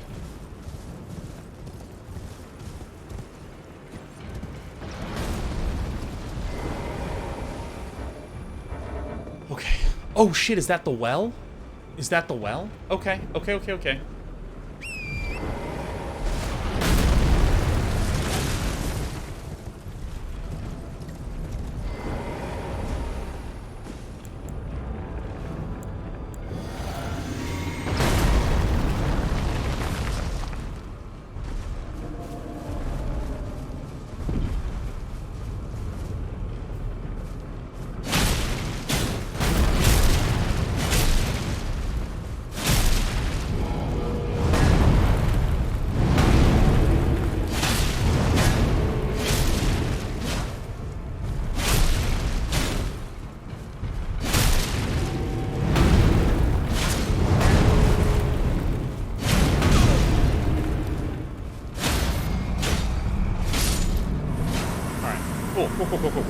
That's good. Now, I don't know if these respawn or not. Depends on the area.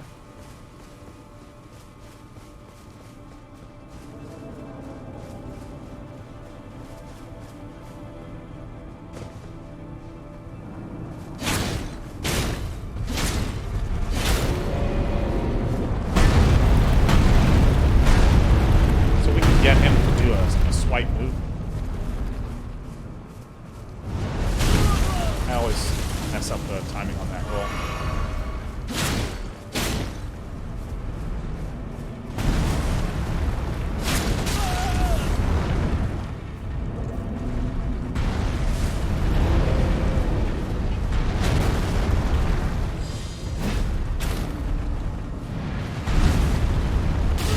Ah, I thought I rolled in time, damn.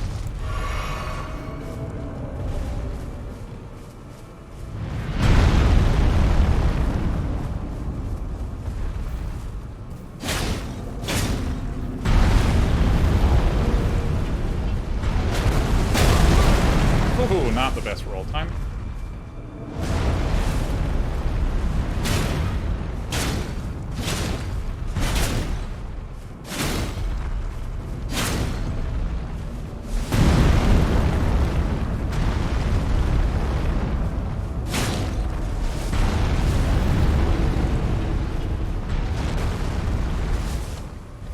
Come to me.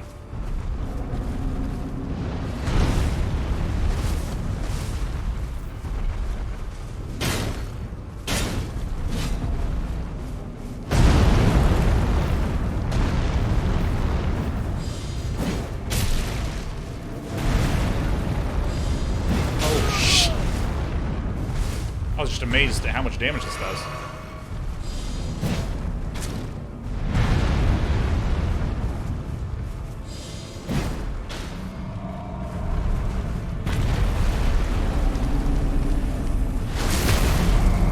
See, this is why I love this spectral spear.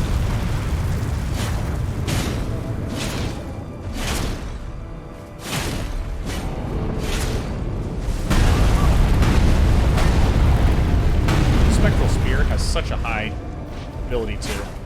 Holy shit, let's roll. Oh shit. No. Put this away. Now throw. Oh fuck.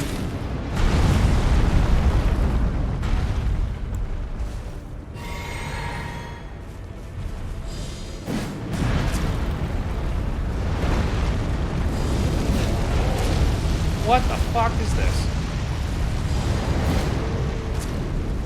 Oh shit, we're fucked.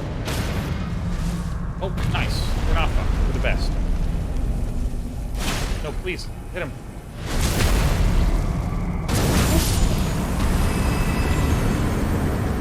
Nice. Fuck yeah, dude.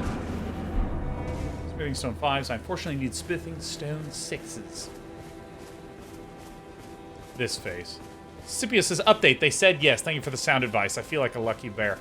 Oh, everyone, Scipio323 just asked their crush out on a date. Oh, shit. Fuck yeah. Let's go. Here it is. We doing it. We going on datesies. We going on datesies, babies. Hell yeah. Fuck yeah. Oh, my God.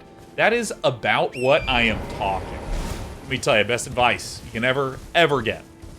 If you have a crush on someone, you're kind of interested in them, don't hesitate, don't wait. Just ask them out on a date. Something light, something nice. And when you do that, just be prepared for that rejection. Best way to be prepared for the rejection? Think about how you're going to get rejected so graciously. Be the best rejection of all time. Look down on lesser rejections. People who are... You want to be the sort of person like, yeah, no, I mean... I turned so-and-so down, and they just became like a complete psycho. I wish they could have been like Scipio323. Oh shit, there's a whole area up here? Fucking hell. What a thing of beauty.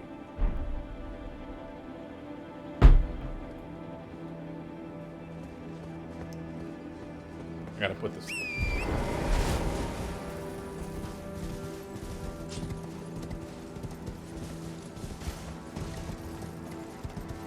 Brenlos, I just want to say it's been a real treat to see you play this game, and I'm grateful. Well, hey, thank you. We love being the recipient of your warm gratitude. I am having a true transcendental experience playing this game. I mean, it's just incredible. Is that a wormy boy? No, it's a squirrel.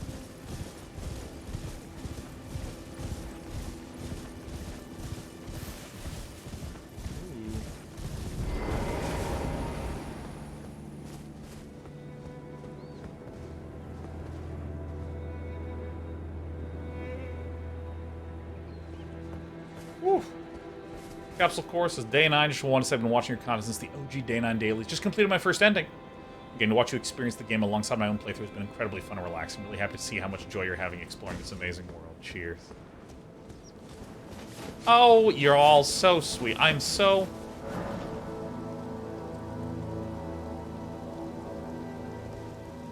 Oh. Wouldn't you know it? Wouldn't have even explored if it weren't for you, my friend. I am so happy that we've been getting good viewership, that y'all have been enjoying things. Is that? Hey.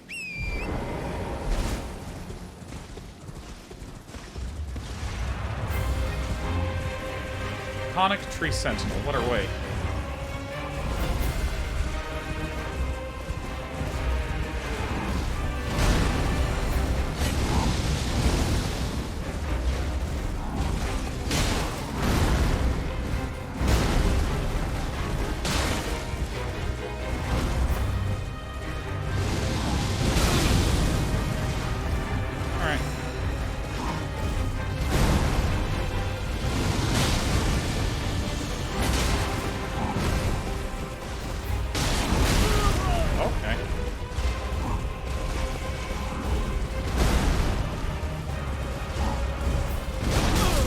Holy shit, that's big. Big. Ow, my horse.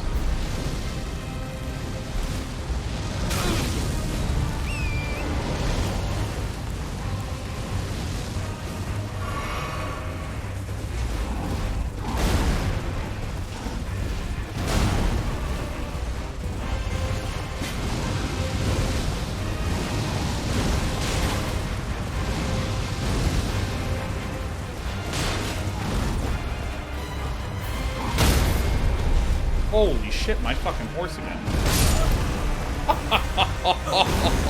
Oh my fuck.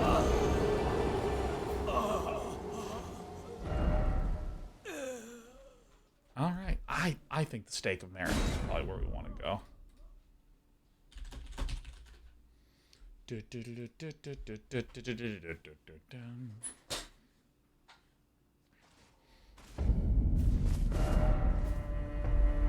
Very good. Now, are my... Holy shit, they're all fucking back alive. Jesus. Well, you only get one shot.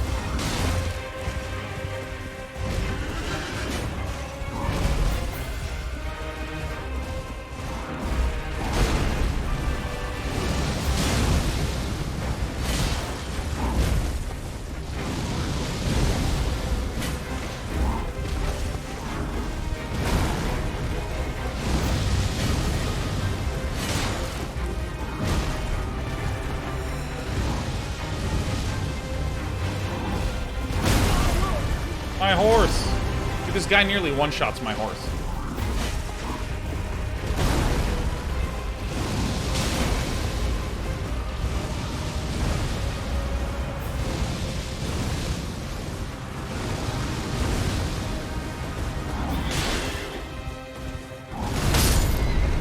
I'm sorry, what?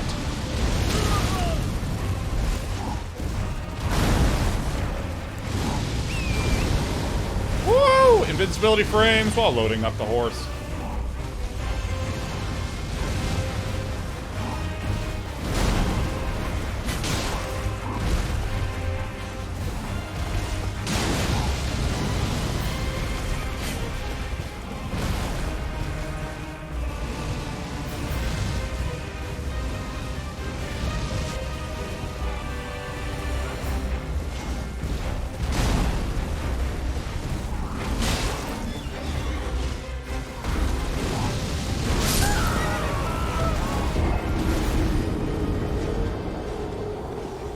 Okay.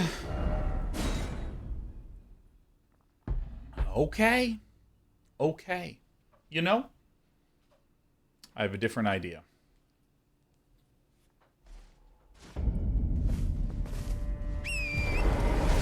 Why can't your horse breathe fire? It's kind of a shit horse, not gonna lie. Alright. So here's what we're gonna do.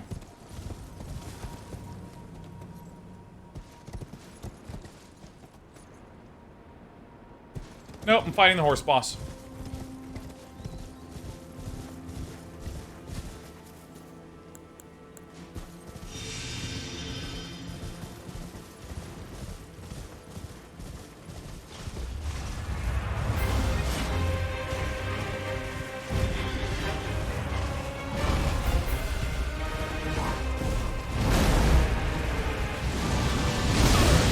Fuck. Okay, I need to change my strategy. Oh my god. Alright. Alright. I mean, it's kind of funny because I don't actually think that there's that many different moves that are there. I think that if you just mess up once, you fucked. Do bosses respawn after you've beaten them? No, they don't, ratio. Bosses are one and done.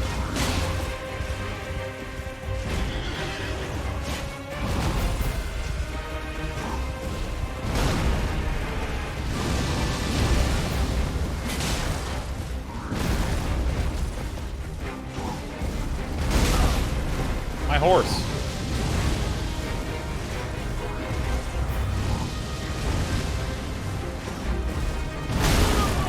was out of range. I was not. What the fuck is that? Oh my god! Fucking terrifying. Drink. So I guess I need to actually stay close enough that he...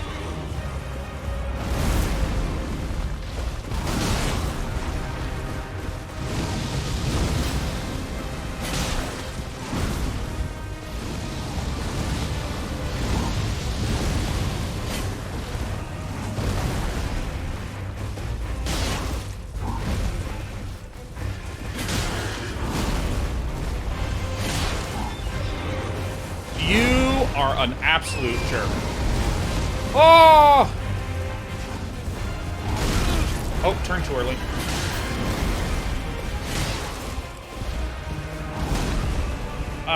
My nosy is itchy. One more fire breathing, and then stabby. Stabby.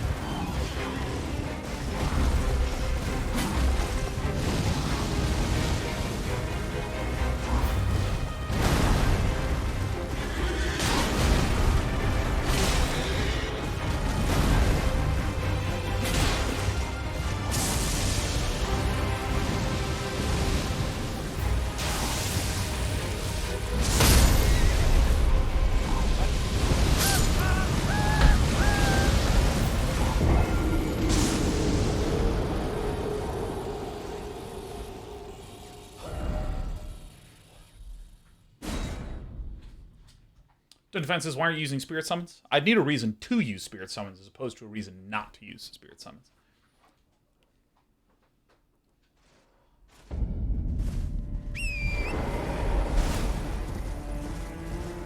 Oh, this placement.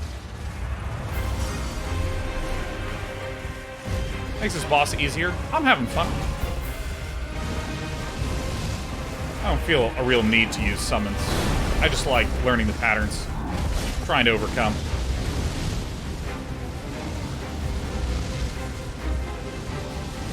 I wonder if there's a way to dodge that lightning. Rhetorical questions don't answer, by the way. Oh my fucking holy shit. Have a drink.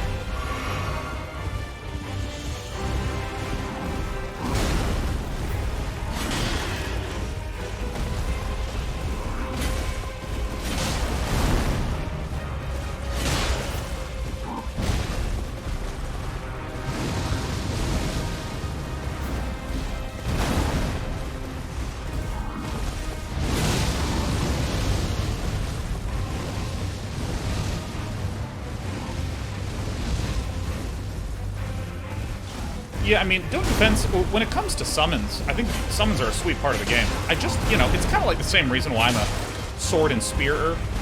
I'm having a shield and spearer. I'm having a lot of fun learning boss patterns and overcoming. I think this is one of the strengths of this game, is that if you want to fiddle with different summons to figure out what is the best.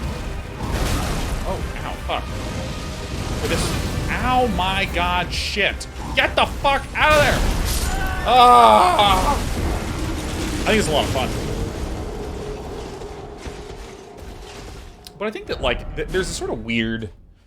well, I shouldn't say it's weird, because it's rooted in a pattern that emerged from the original Souls games, which is... you need to learn to beat the boss on your own. And a lot of times, when you would get a summon, it would trivialize the boss. And so, it was kind of like a theme for the early Souls games, like, dude, if you want to actually learn how to beat this boss, it's a real challenge. And you feel like it goes from a real challenge to literally no challenge. So it was sort of like commonly spoken in Souls communities. Ow, fuck you. Jesus. Oh, why is everything tracking to me?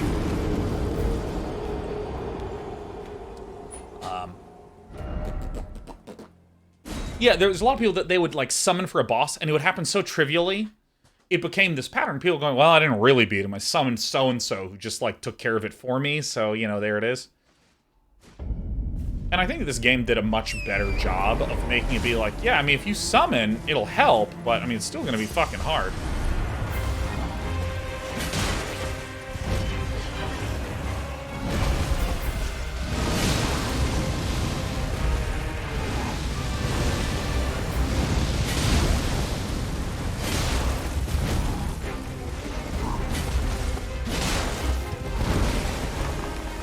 What the fuck? Dude, I fucking hate this horse mechanic so much. Dude, I hate L3. L3, because, I mean, I'm moving and then I need to quickly, like, switch to this side. And as I quickly switch, my guy just jumps off the fucking horse. My God. This game does a much better job of when you have summons. It helps with the fight, but it's still hard.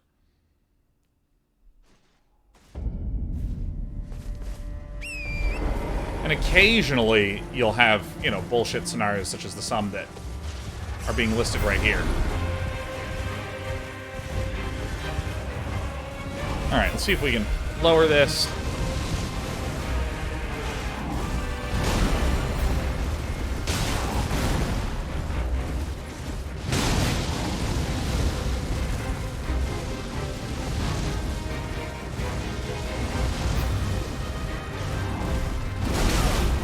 I'm kind of the opinion that if they didn't want you to do it, they wouldn't have put it in the game, you know?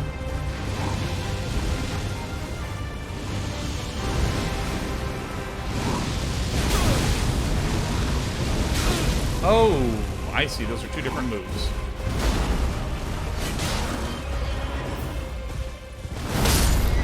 Oh, I thought I was out of range.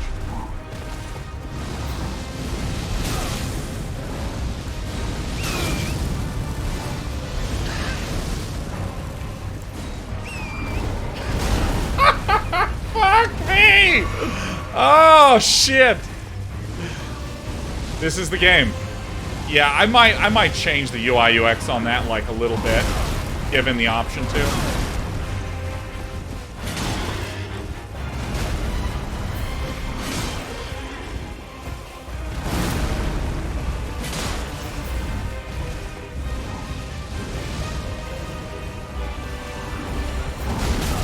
Fuck, man. Keep getting a little close.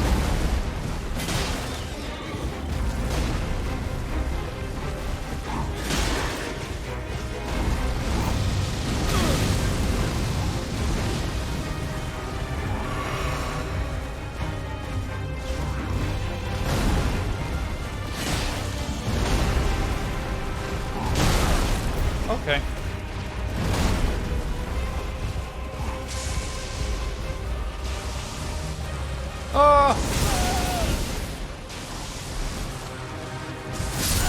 Okay. Okay. I don't know what the timing is for that thing, but I think I need to be jumping off when that occurs.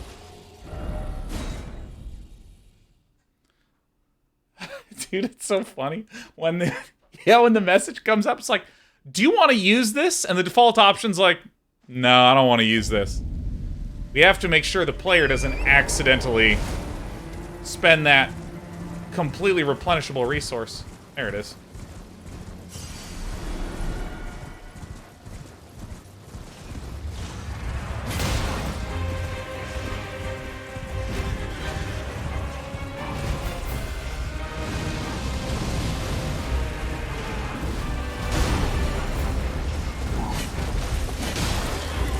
Holy shit, go horse!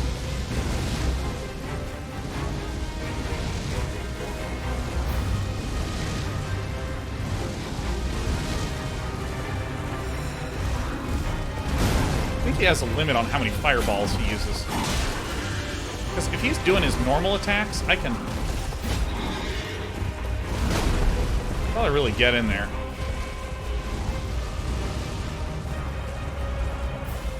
See, when he's coming at me like this... See, it's after he does a move, that's when his horse is like, you know what, I'm going to breathe some fireballs, and I think he just does it a few times, no matter what. So I should just stay back when he's breathing fire. And then he's going to come at me after 3 or 4 of them.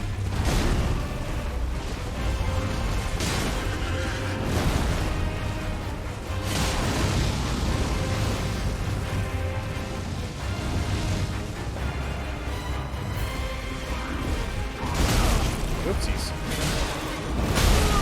Whoopsie fucking doopsies, dude. Alright. Alright, Flameo Horseman. Trying my damnedest not to hit L3 as I'm changing angles. R2. Run! Flameo, my horseman.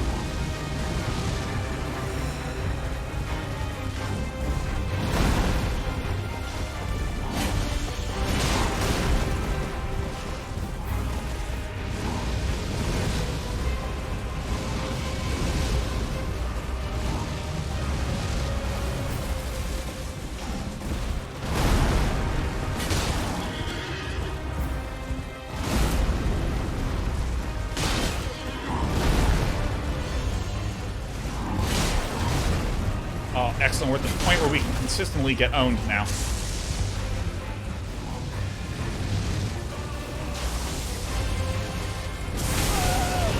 What the fuck?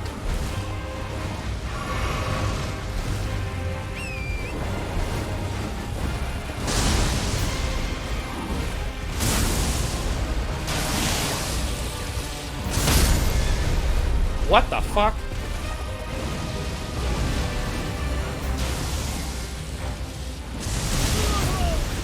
What? Drink! What? Oh, drink, fuck. Oh my god, it's horrible. Oh, fucking shit. Oh, yes. Run the fuck away. Oh, fuck.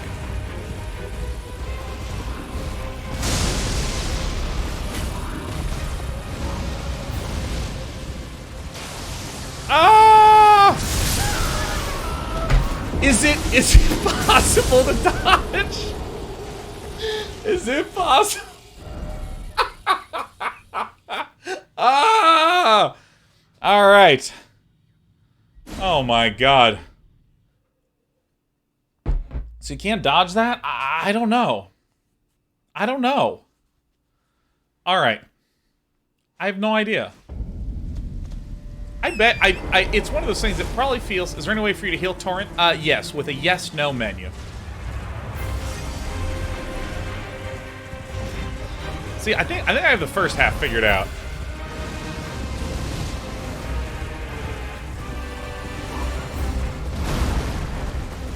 Gotcha. Stab you.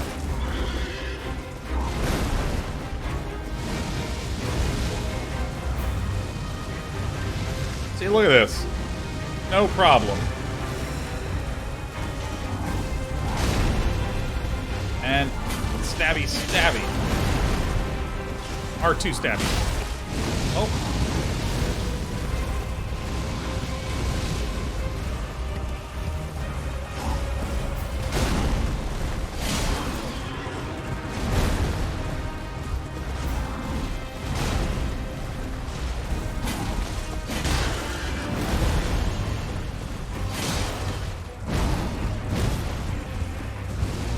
One, two.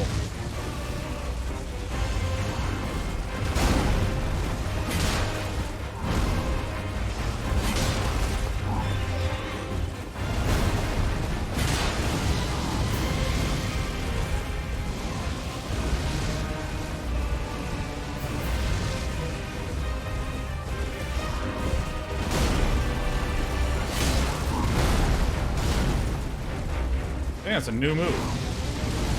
Bang. Bang.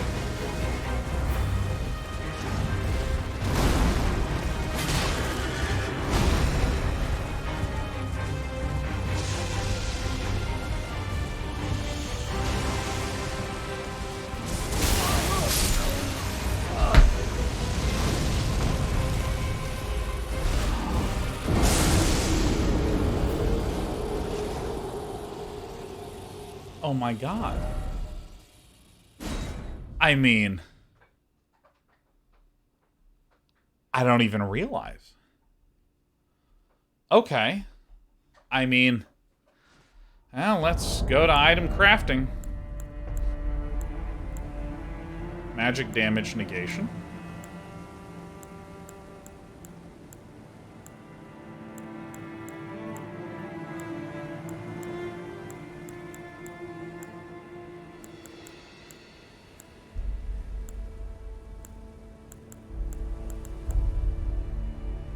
Bone darts, nice.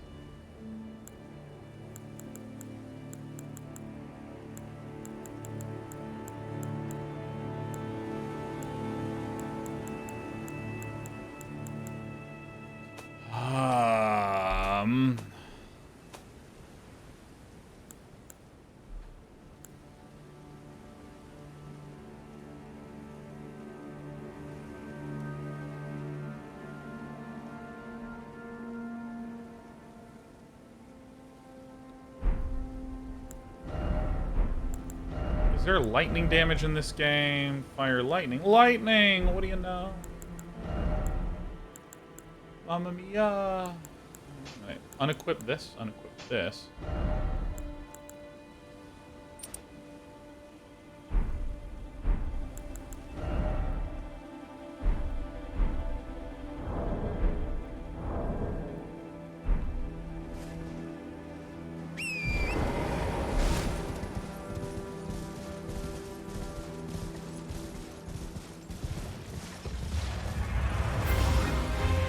Fuck.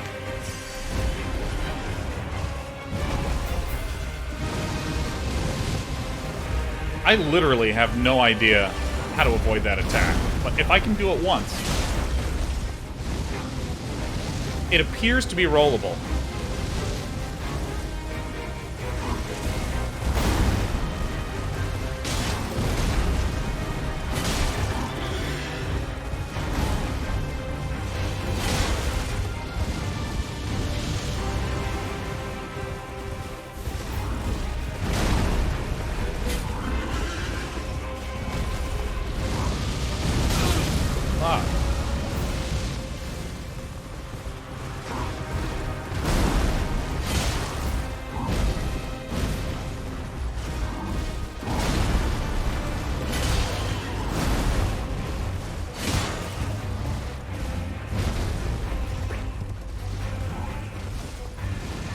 Yeah, and I know I'm speaking rhetorically, and I glanced over, and a bunch of people were like, don't help, etc., don't help. Super no helps. Super duper duper no helpsies. No helpsies. No helpsies at all. Because things that, like, I will always be talking, and I'll be talking through my thought process. I wonder how I beat him. I'm not asking. I'm just speaking rhetorically. If I want help, what I'll do is I'll say, I really, really want to know the answer to this. Chat, please answer me this question. I'll make it unbelievably, unambiguously clear.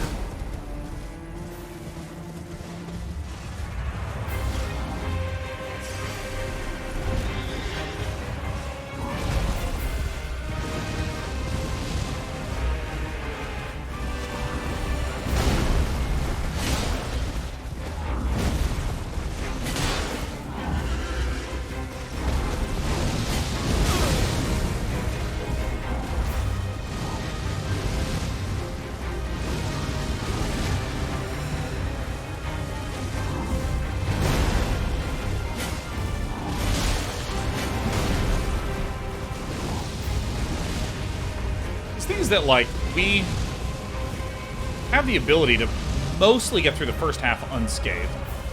Like, I'll occasionally mess up some of my distances and wind up eating a cerulean flask. On my horsey.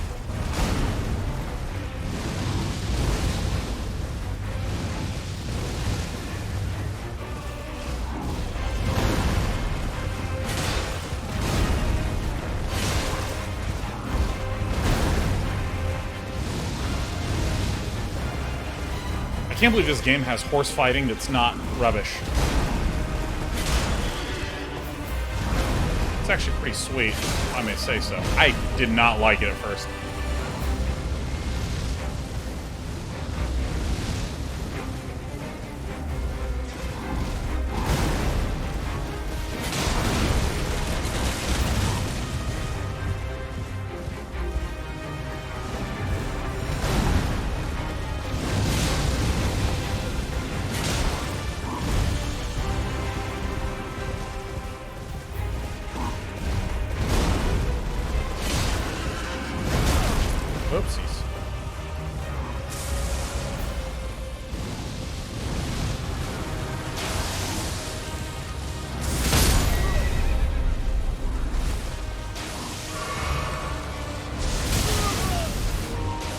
shit. Got it.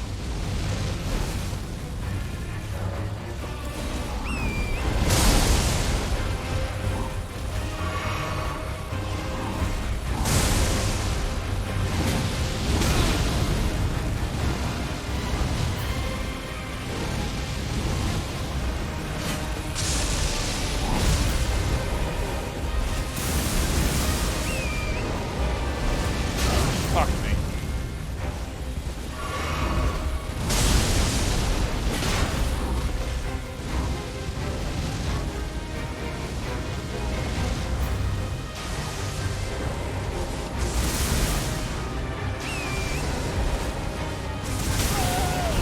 Okay, the second one will hit me.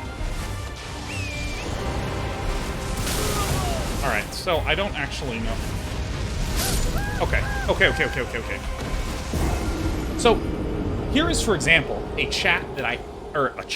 question I actually have for chat, which is, when I'm jumping off the horse, is there actually invincibility frames? Are there actually invincibility frames?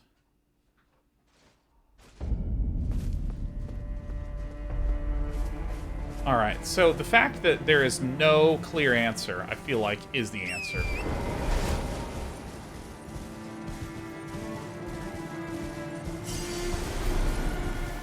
So is this... What about if I do that? Let's try this.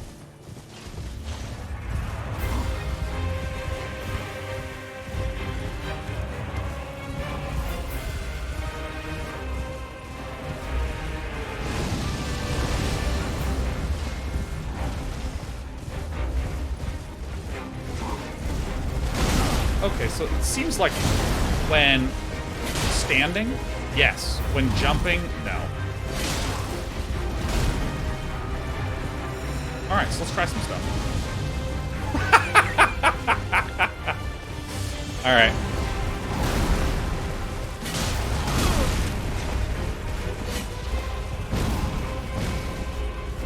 Alright, that's it.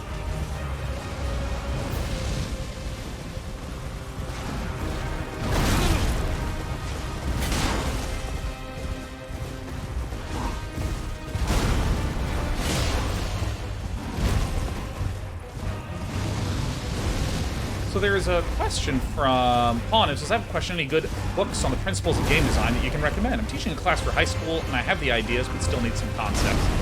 You know, so broadly speaking, I think that the best advice you can have for any aspiring game design type stuff is, dude, doing is what matters. So how do you get someone into doing as quickly as possible? There is a good book I recommend by Tracy Fullerton called Game Design Workshop. And it's less, all right, here are the 10 abstract principles that you need to abide by. Like, you hear me talk about some of the more things like, ooh, here's what makes a good level design in this area, and why I... Oops, let me turn off that alarm. You hear me talk about it with, like, ooh, I think that, hell, like 30 minutes ago. No fucking way. No fucking way. Did you see that? Did you see that?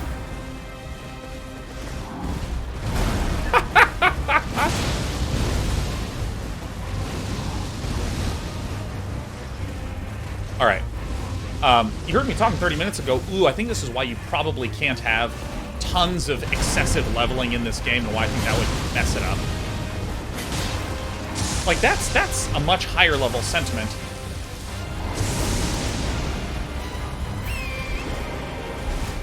I'm broken. Alright.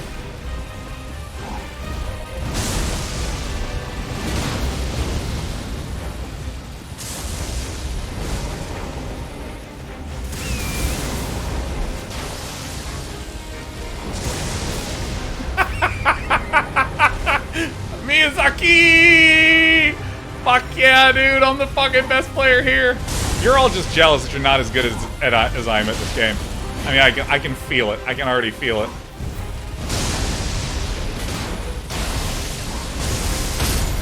Oh. Oh, okay.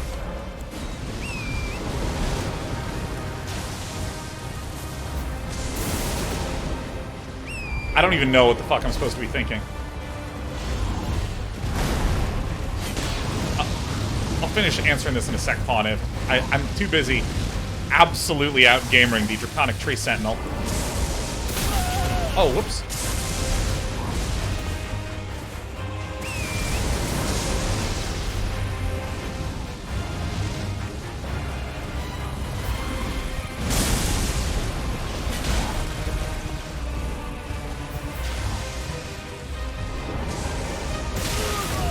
It's a delay. It's for people like me.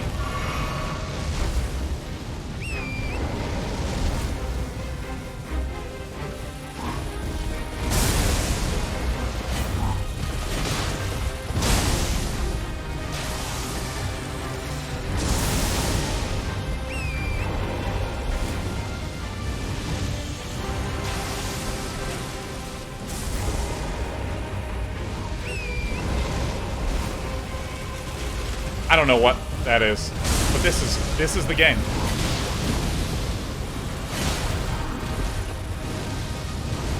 This is the game.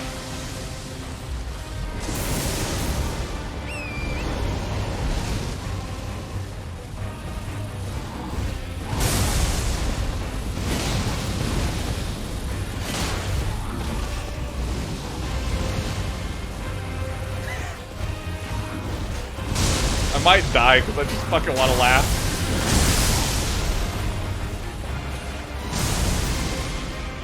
Fuck.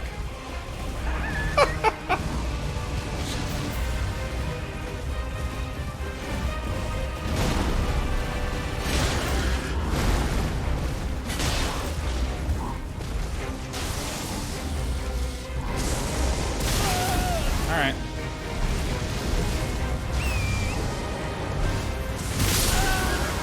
Damn it.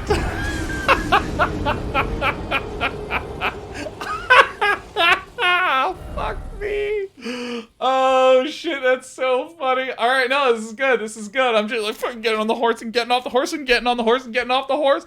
And let me tell you, the Draconic Tree Sentinel was like, he's the Elden Lord. Like he couldn't fucking believe it. Pawn said, sorry about that distraction. Oh, you didn't do anything distracting, Pawn. That was me just fucking up. Yeah, so I recently learned that there's iframes when dismounting. But yeah, when it comes to game design stuff, I can't stress enough that I think that you're not going to understand things from a book. You're not going to, like, you know, you're not going to be like, I have a vague interest in game design, and read a book and actually get super crazy, cool, sophisticated knowledge that makes you go like, oh my gosh, like I never thought of it that way. Oh, I love media studies.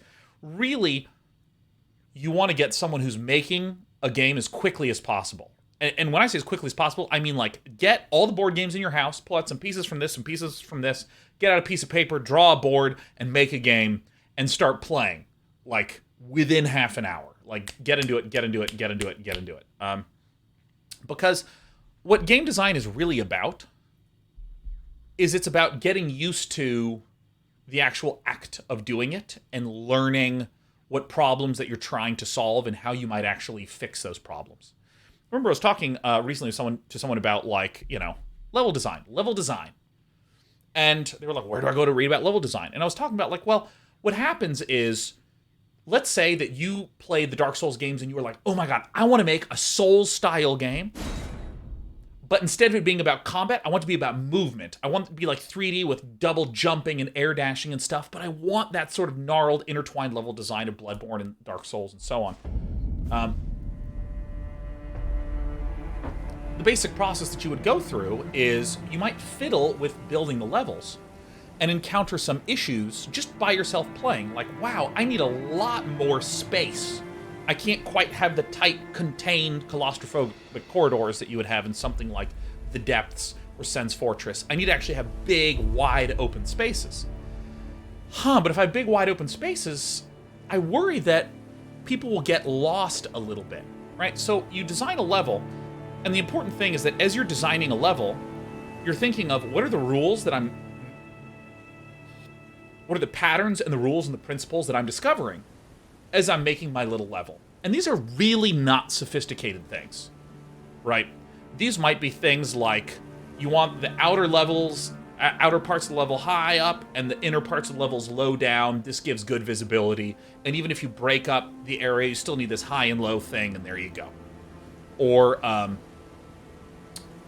you've heard me talk about my model for a lot of the Link to the Past dungeons, which is centralized rooms, spoke, and each spoke has a clear feeling of completing it. Because there's a key here, there's an item here, there's a map there that mentally gives you a sense of completeness. This is less of a truth and more of an observed pattern. And so if you make your super mobility-focused Souls dungeons for your Souls-like game that doesn't have combat but has platforming, you might come up with some principles and rules, so then you make 3 new levels that abide by those principles and rules, and then put those in front of players, and you discover everybody keeps getting lost and has no idea where they are.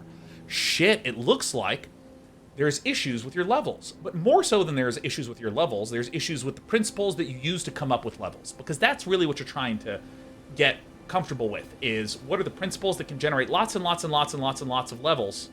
So that way, when I'm done with these 3, I can make 50 more.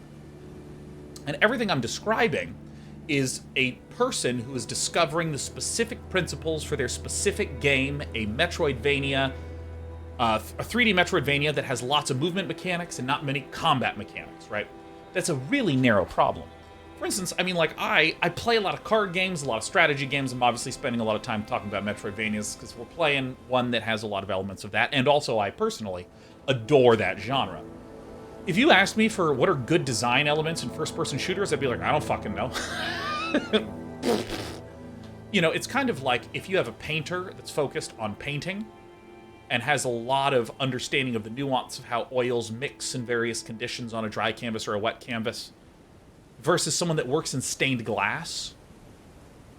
Yeah, they're both artists that are making things that are placed, that are looked at, but the process of it and the problem solving of them are so very different. It's most important that each one just gets a lot of experience doing that specific thing. So with that in mind, Pawniv, I'd be like, you should find a book that isn't about, here are sophisticated, interesting ways to think about things without doing, but how to think about them.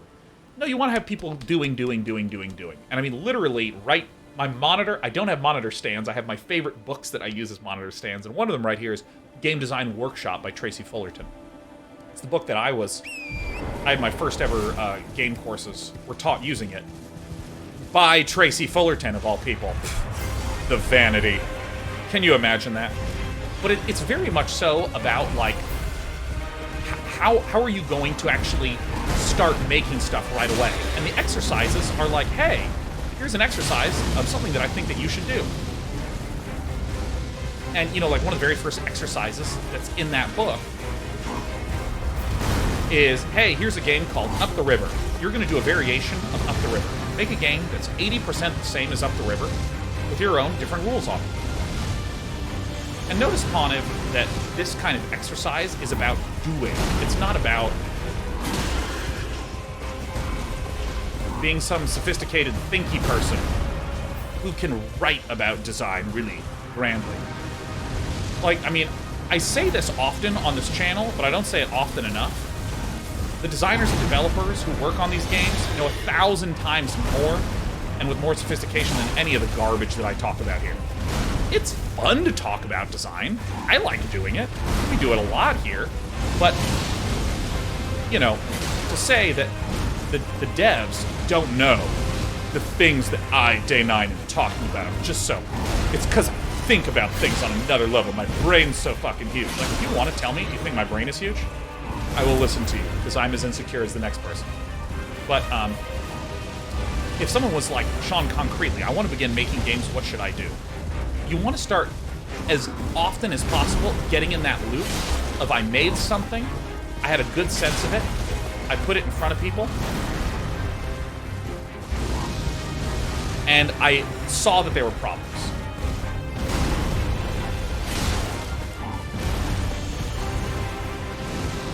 Like, literally, just this morning, oh, Ethernet's calling my brain huge, iMath's calling my brain huge, oh, I'm trapped on a fucking tree! This tree is huge. Run! Ah!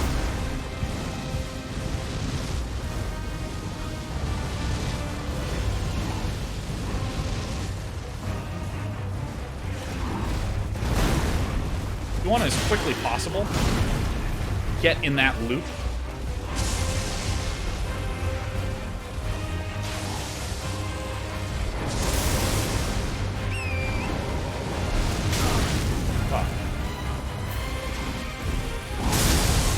Alright, Pawn, part 2 after this.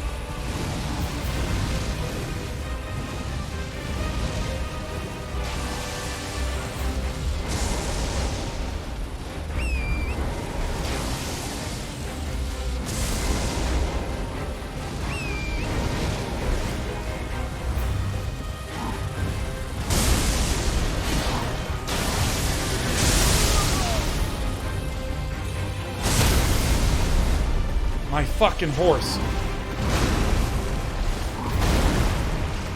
Drink!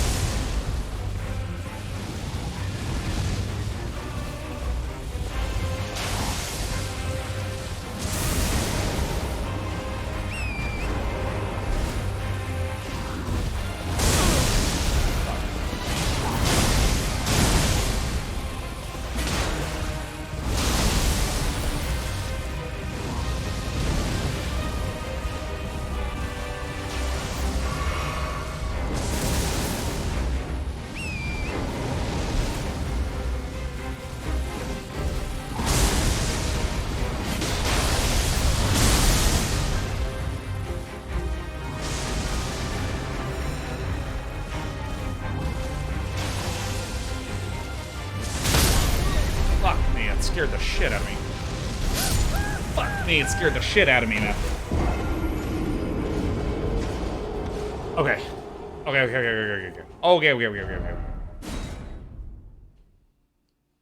This is so much skill. So part 2 of this, Poniv, is that I think that you want to get a book or a series of activities for your students that gets them into making a game as quickly as possible. And that's why I recommend Game Design Workshop. It's really like it's a doer's book. It's about a lot of the doing. And like, hey, now that you've done it, here's some language to help you think about what it is that you're doing. And to describe and work with other people.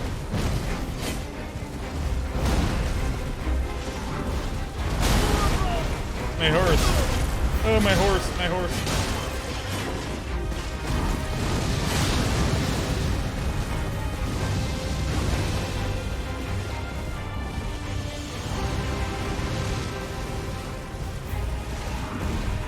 What I think. Because, I mean, like, you want people to be in that feedback loop of, like, oh, here is a solution that would make this level, like, way more understandable. And then you implement it, you put it in front of people, and you go, I was wrong. People still don't fucking get this shit. Like, that loop is more important. I mean, so, for instance, a criticism of, oh, yeah, just get people making games as much as possible. I literally know of people that get addicted to making new ideas. They attend like 40 game jams a year. 40 is not an exaggeration. Every weekend they just think of a new game that they want to do at the current game jam. They make it, they show it to their friends, and they go, oh, not the move I thought you were doing.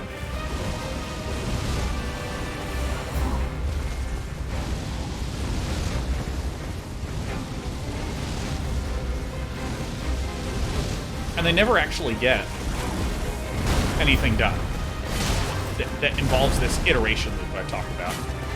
Some of you are like, oh my god, that's so many games. Well, some of them they would just like sign up for and come up with an idea.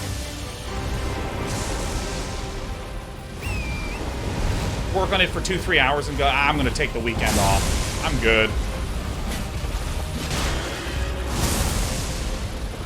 So they still did stuff. I'm dead.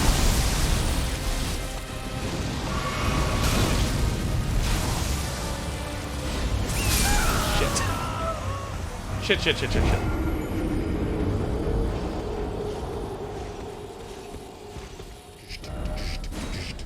All right, I know how to do it.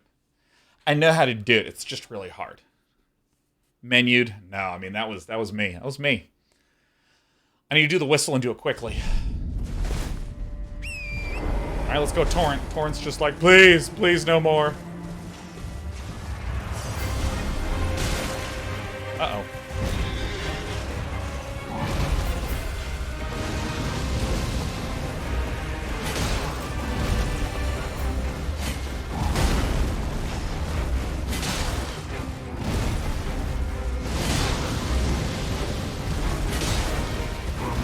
Dude, if I stay at the horse's back, that should be pretty sick.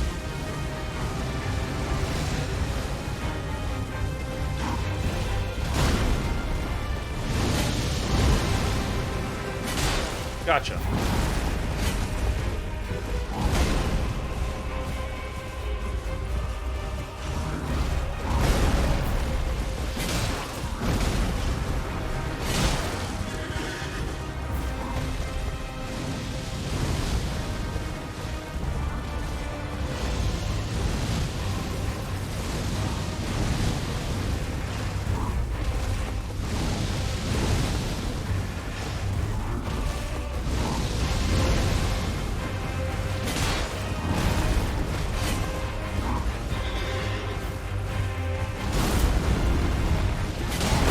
Holy shit, he can do two of those, fuck!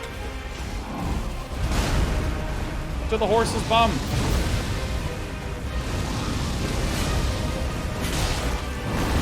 Oh, I literally went the incorrect way from what I thought I was trying to do, and it turned out to be the right way for staying alive.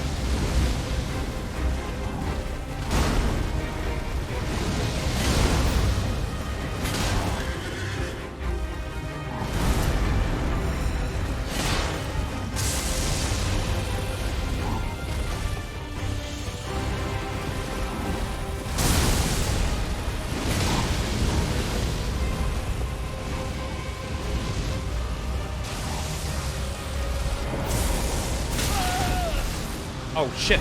Cat. No. No.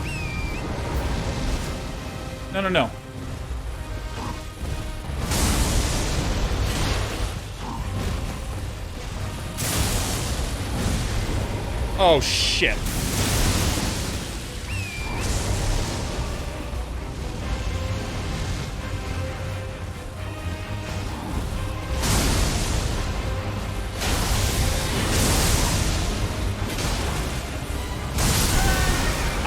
Fuck, that kills me? Ah, shit.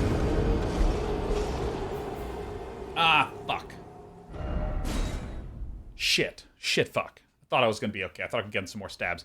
Because I actually think that the big problem right now is that I need to be able to tell the difference between delay lightning and on-point lightning.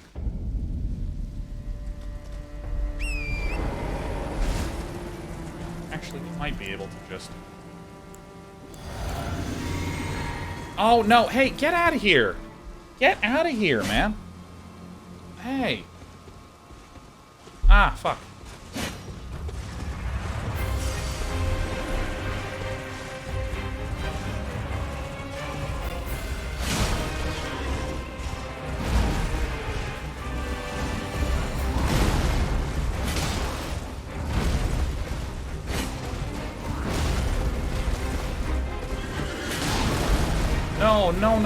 No. Stop. Get out of here. No, get out.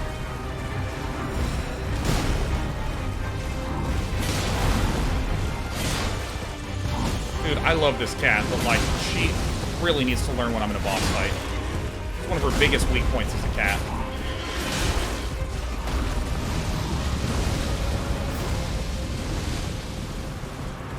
You guys are using the wrong emote. That's Sheriff. Despy's the gray one. Alright, there goes the Physic. She's the best cat in the world. There we go. There we go. Thank you, Ghosty. She's the best mods in the universe.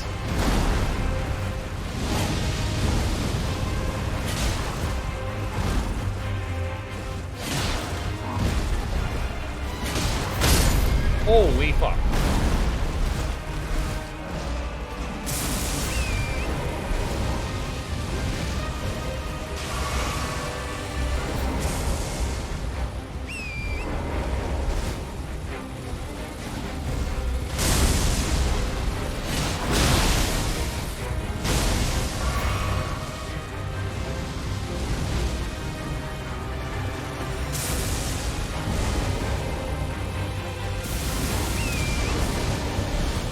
High frames.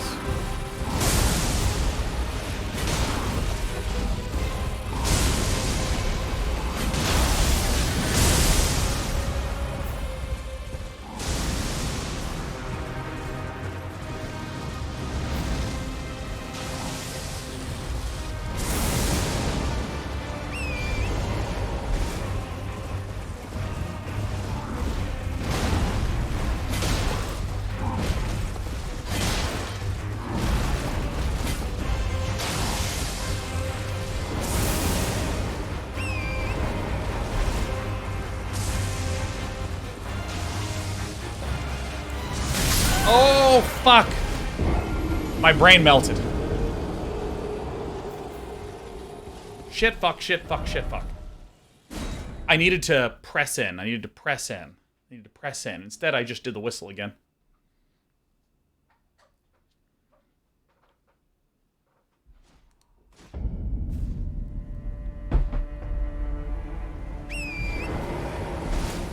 Alright, so I think we're nearly there. It's just... Ooh, I have an idea. I have an idea that might make this way better. I need to switch out my armor for one that has better lightning resistance.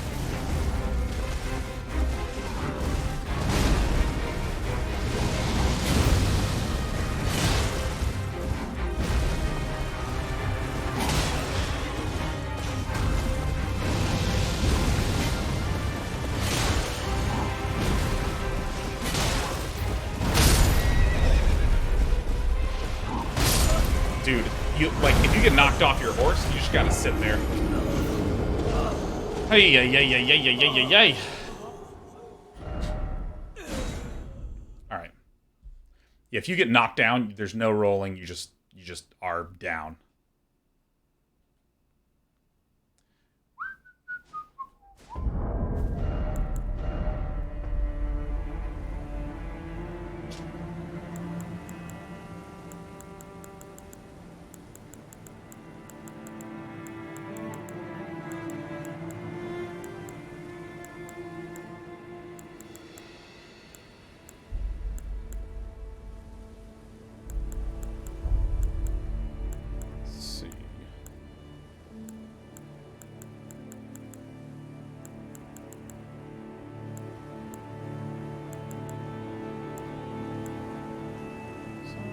Silver tier mask, and then let's...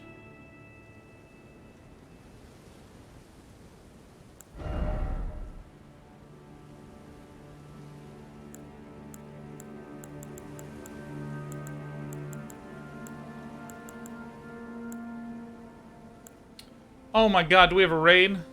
Oh my god, Quake! Ah! Jesus! Louises, Quake. Is there attacks on horseback? Hey, let's try this, huh? So is there anything that I can't equip? Quakeva says, thanks so much for gifted subs yesterday. Dude, Quakeva, thank you for the raid. Holy shit. Well, to any of you who are coming from Quakeva's stream, my name's Day9, and I'm addicted to Elden Ring right now. Normally we're playing card games like Magic or strategy games, RTS games. We're even playing the OG RTS Impossible Creatures this Friday. Impossible Creatures this Friday. And currently, I'm hooked on this game and am in this fight that I will be in for the rest of my life. The fight against the Draconic Tree Sentinel. We've just switched up some of our equipment. Let me show you what the strat is. So first,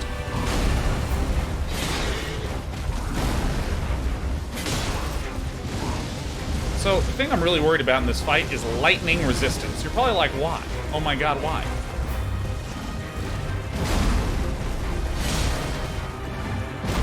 if I get knocked off my horse by this guy, I'm effectively dead. Watch this. Uh-oh. See, look at these moves. Look at these daring moves. So we wait for him to come to us, and then we get in quick stabs like this. We wait to see if he's doing another animation or another move. Get quick stabs in like that. But most of the time, this guy is going to be having his horse in fire mode. Alright, fire horse, fire horse. And it looks like, Sean, this can't possibly be the 35th time you played against this guy. It is. Coming up, this guy will enter into lightning mode. And when he's in lightning mode, he has this... Oh. Fuck, this attack. The only way to dodge it... Oh, shit. The only way to dodge it... I don't have enough frames on my roll. I don't have enough frames in my roll, but there's a way to dodge it by literally stepping off the horse. This is going to look so stupid, but you're going to be amazed at how skillful I am. So here he goes. He's going to lightning me. He's going to fire me? Great. Fire, fire. Let's go. See that? See? No more valid targets. No more valid targets. I don't get struck, baby.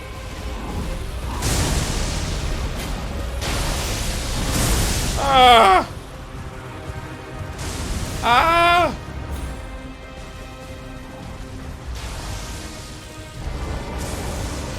Yeah, I'm so sick, man. I look so stupid right now, and I know that. I know that I do. But I want you to know, this is the sickest I've ever been at a video game in my life. This is my 9K MMR moment. Fuck! I did it. No, drink. Oh, fuck yeah, I'm so sick. Oh, get on the fucking, on the horse. God damn, it feels good to be.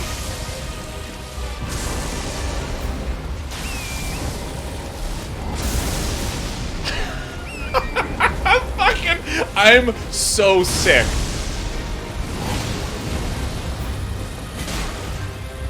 And then when he gets stuck in these little loops here, that's when we really shit on him.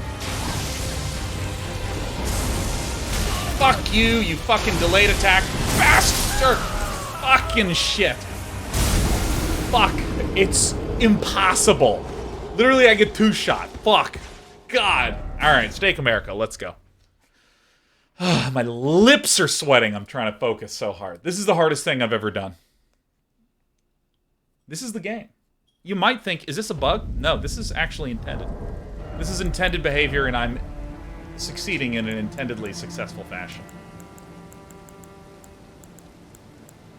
I am reasonably certain that's lightning damage because it's playing all the sound effects that, as a human being, I would associate with lightning.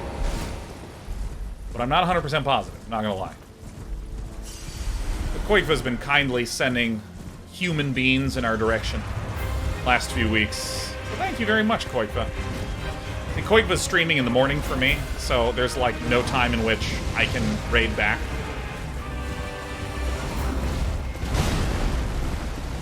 So I popped into Koikva's stream the other day. Gave him a little Gifteroni's a little...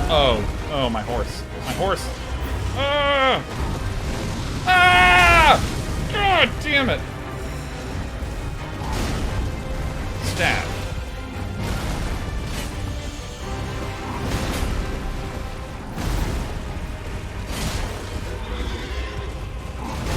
Bobag, I just saw you gift 5 people. Warm thanks, Bobag. I can't pay attention to anything except this game for a little bit. See, look at him. Literally, I'm stabbing this horse in the butt to death.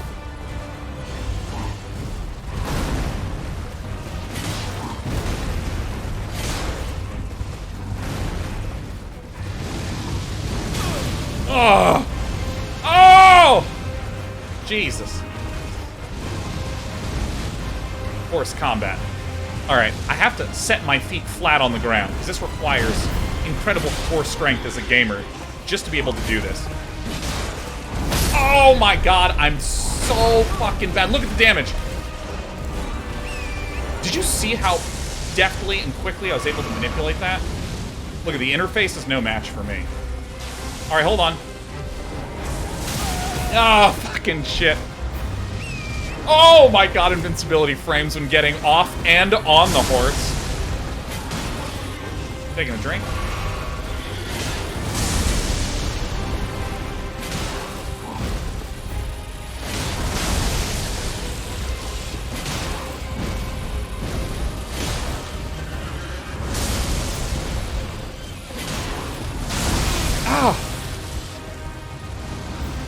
Alright, do you see me? Do you see me getting off and... You piece of shit.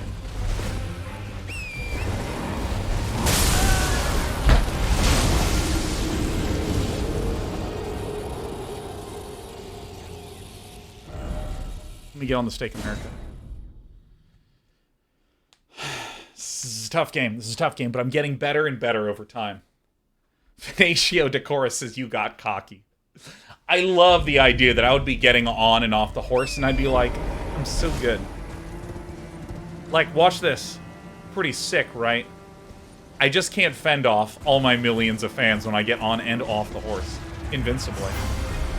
The sheer arrogance.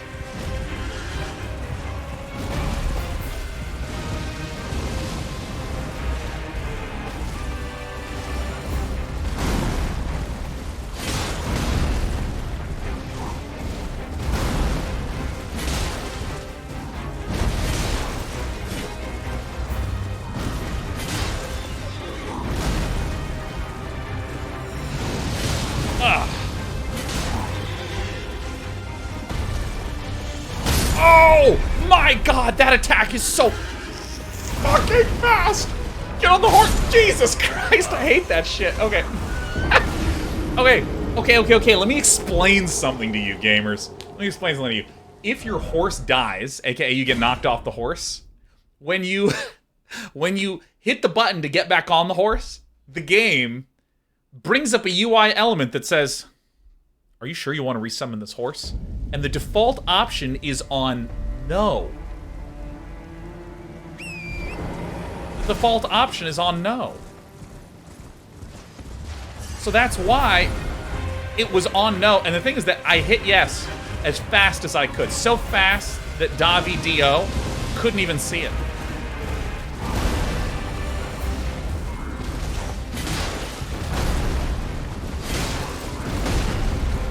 Bring it on. Would you like to heal your horse? Oh, wait, hold on, let me... And see, I just stopped walking because my setting was set to the cerulean tears, which brings back my horse.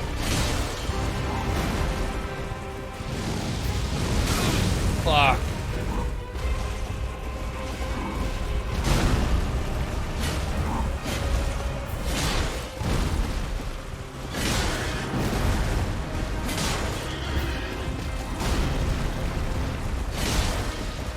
Awesome, yeah. Oh, shit, I looked away and I got punished for it.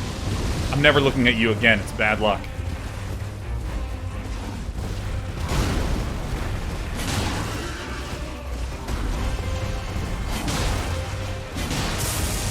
Alright, here it comes. Alright, he's sending in some horse heat. Do you see how good my timing is for... Ooh! Fuck!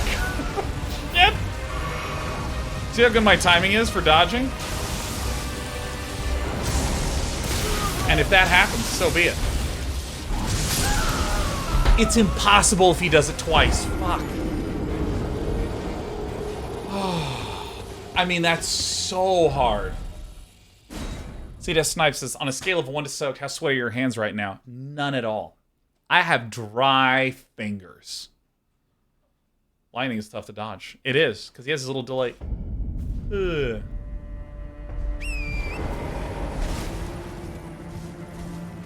Like, I'm so good getting him to the lightning stage. Oh shit, where's mine? Please, please, get on him. So your lips were sweating? That's right. Lips and hands are different things.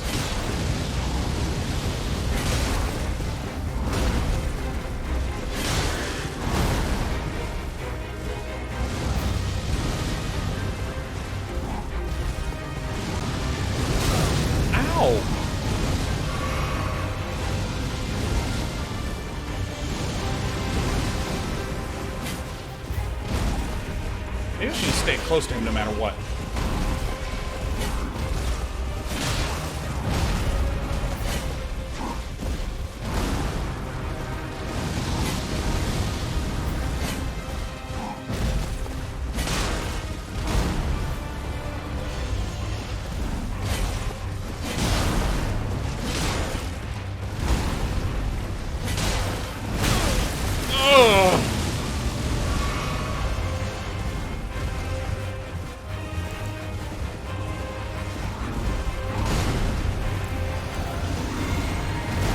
Alright, now I have my stamina boost. Alright, that was the worst thing that could happen. So I'm gonna stay close. It's working. Fuck.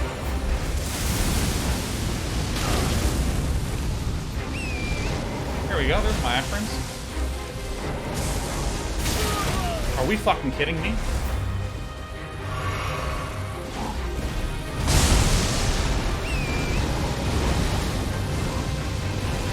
I need to figure out if he's doing something different with his arm, whether it goes high.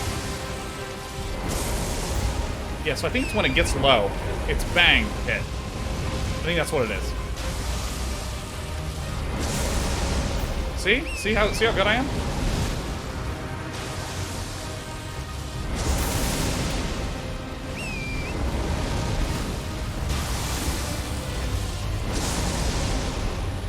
This is the game. In case there's any confusion as to whether or not this is intended, Miyazaki had a fuck. If you get knocked off your horse, you're just on the ground, unable to move for a little bit. It's Mimmin says it looks ridiculous. Well, I mean, really, this is the paradigm shift from pre-Elden Ring to post-Elden Ring. I mean, this is, like, there's developers everywhere that are trying to create a horse-like. You know, there were Souls-likes after the release of Dark Souls, but after seeing my combat patterns against the Draconic Tree Sentinel, it's time to make a horse-like. It's a game where it's really about getting on and off the horse. And it's really a good metaphor for life.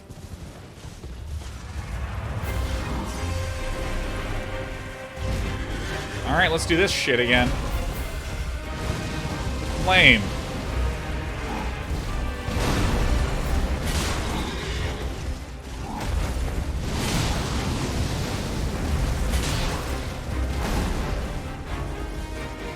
Shoot some fire at me. Probably about 4, and then he's gonna run at me. Oh, 2. Oh, someone's in the mood to get stabbed. Stab.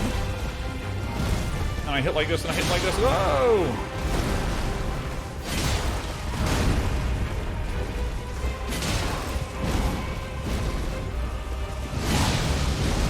Watch your horse's booty. Yeah. We made a game called A Horse-like. It involves horse leveling and horse parkour to traverse the world's largest horse-driven open-world RPG. I mean, look at the unrelenting focus I have during the first phase of this. That's going to translate into the blind terror that we see in Part 2.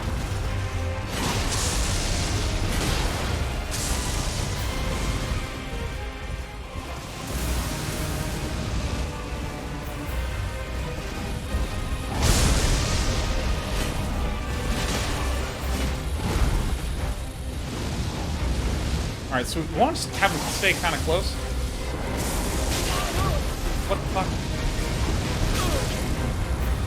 Get on the fucking horse! Fuck! Dude.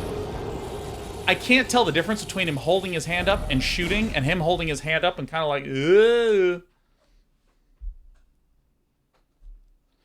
I mean, that's literally the only fucking problem, man. Because he goes, and he zaps at the same time. Or he goes, and then he does it at a completely fucking different time.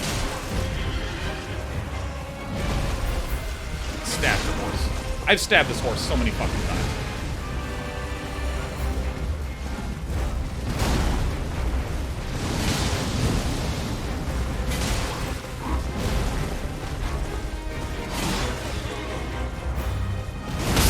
What the fuck? There's no fucking way that hit me.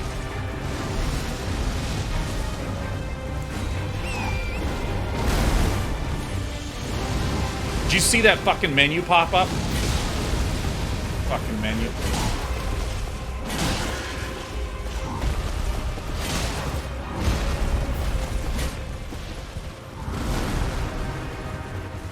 I just need to jump.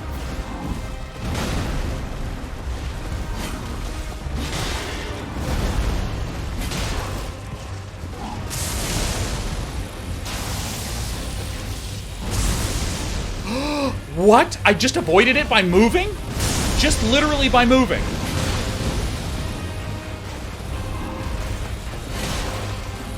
What? By moving? I have to do this fucking horse bullshit? I have to fucking...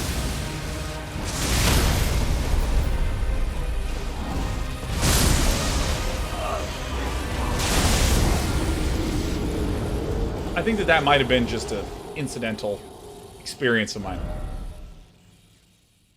I don't think you can dodge that shit. Maybe you can't hit right next to him. I don't know. We're gonna do some research. We're gonna briefly pause from horse dismounting.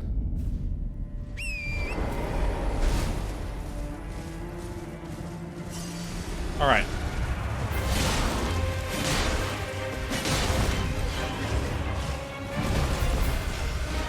Stab your horse. Ay, get me the fuck out of here. Alright, let's come over here.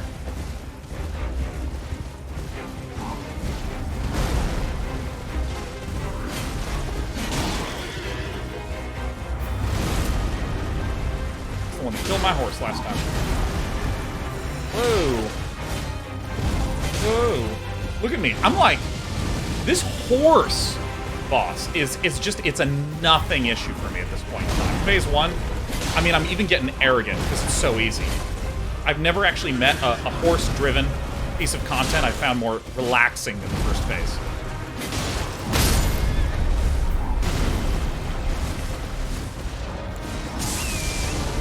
Drink out of your fucking thing! Holy shit!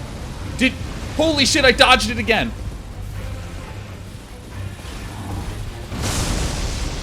So fucking relaxing.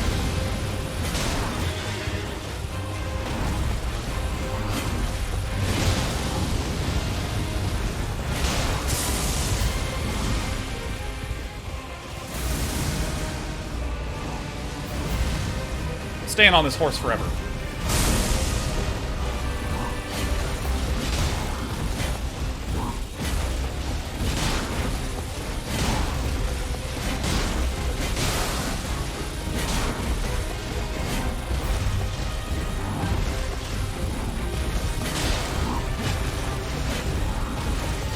Yeah, fuck you. I can't even hit him. Hard work pays off. Hard work pays off. Hard work pays off. Let me get a Drake Claw. Oh my god. You know, I probably spent about an hour and a half trying to figure out this fucking boss. I spent so long trying to work on timings, and the answer was you cheat on the exam. That's what it is. It's like... Oh, I stayed up every night for 12 weeks studying for the LSAT. My god, did you pass? Well, I cheated, but I'm a lawyer anyways now. This is incredible. I've never seen this happen before. Well, let me tell you, for Thanksgiving, I went ahead and marinated the turkey in a very special custom-made brine from Nancy Silverton. And then what I did is I got some of the freshest hand-picked fingerling potatoes to go along with it, and then dumped that shit in the trash can and ordered Papa John's. Like, that's unbelievable. Literally, as it turns out, he's ticklish right here on the side of his ribs. His horse lats just cause him to, ooh, ooh, you know what I mean? I can't even believe how much I deserve this. Because the thing is that you clearly saw I was getting better. You clearly saw that I probably could have done it, but I didn't. I Lance Armstrong that shit, and I'm ready for my gold medal. This was incredible. I cannot believe that we fucking killed a horse by having him going back in a circle. Maybe that this is part of the game. Maybe this is part of the game, right? We just... Miyazaki sees, it's like, oh yeah, he's not at the timing. It's fine. It's fine. It's not a big deal. That's incredible. That's incredible, and I get to keep my trophy. Great Dragon Great Claw. That's amazing. Dragonclaw shield. Fuck yeah. You know what? Let me do the move that made me famous.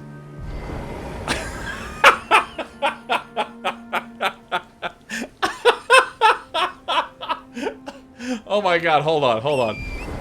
Let's do the move that that made the big bucks.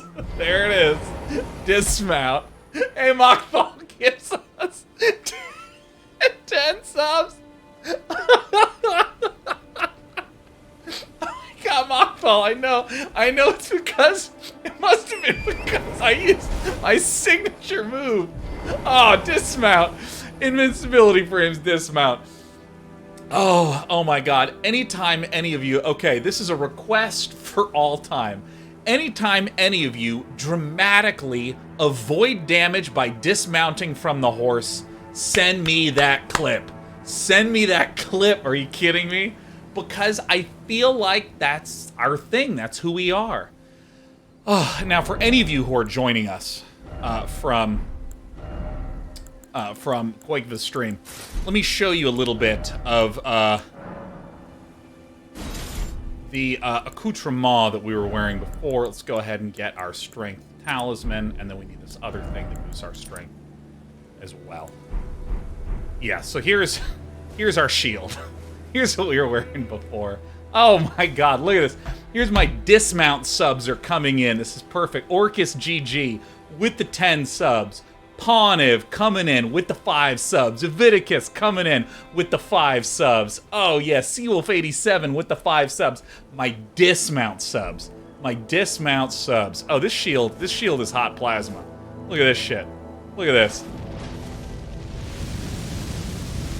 I can just eject this shit everywhere. And for any of you who don't know some of the stats behind this, here's the big thing. 100% physical damage negation. It's in the 60s for magical, lightning, and holy. 81% fire, which is incredible. And then a 75 guard boost. 75. It, by default, does a shitload of damage. Over 200 physical, compared to my ridiculously upgraded plus 16 Naginata that deals like 360. Like, this is not shabby. See, we can... You know, in fact, I can... God, what's the hotkey for this? There we go.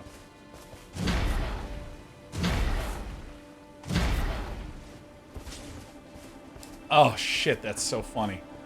Oh my god, that's the funniest shit. Yeah, if any of you can please tweet at me any of your experiences with incredible, astonishing horse dismounts, I'd be tickled pink by that shit. I would be thrilled.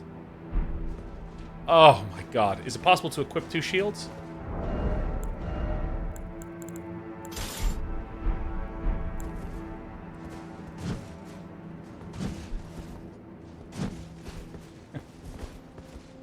I had no idea. I want to equip 2 of these. Evidently, it turns out you can.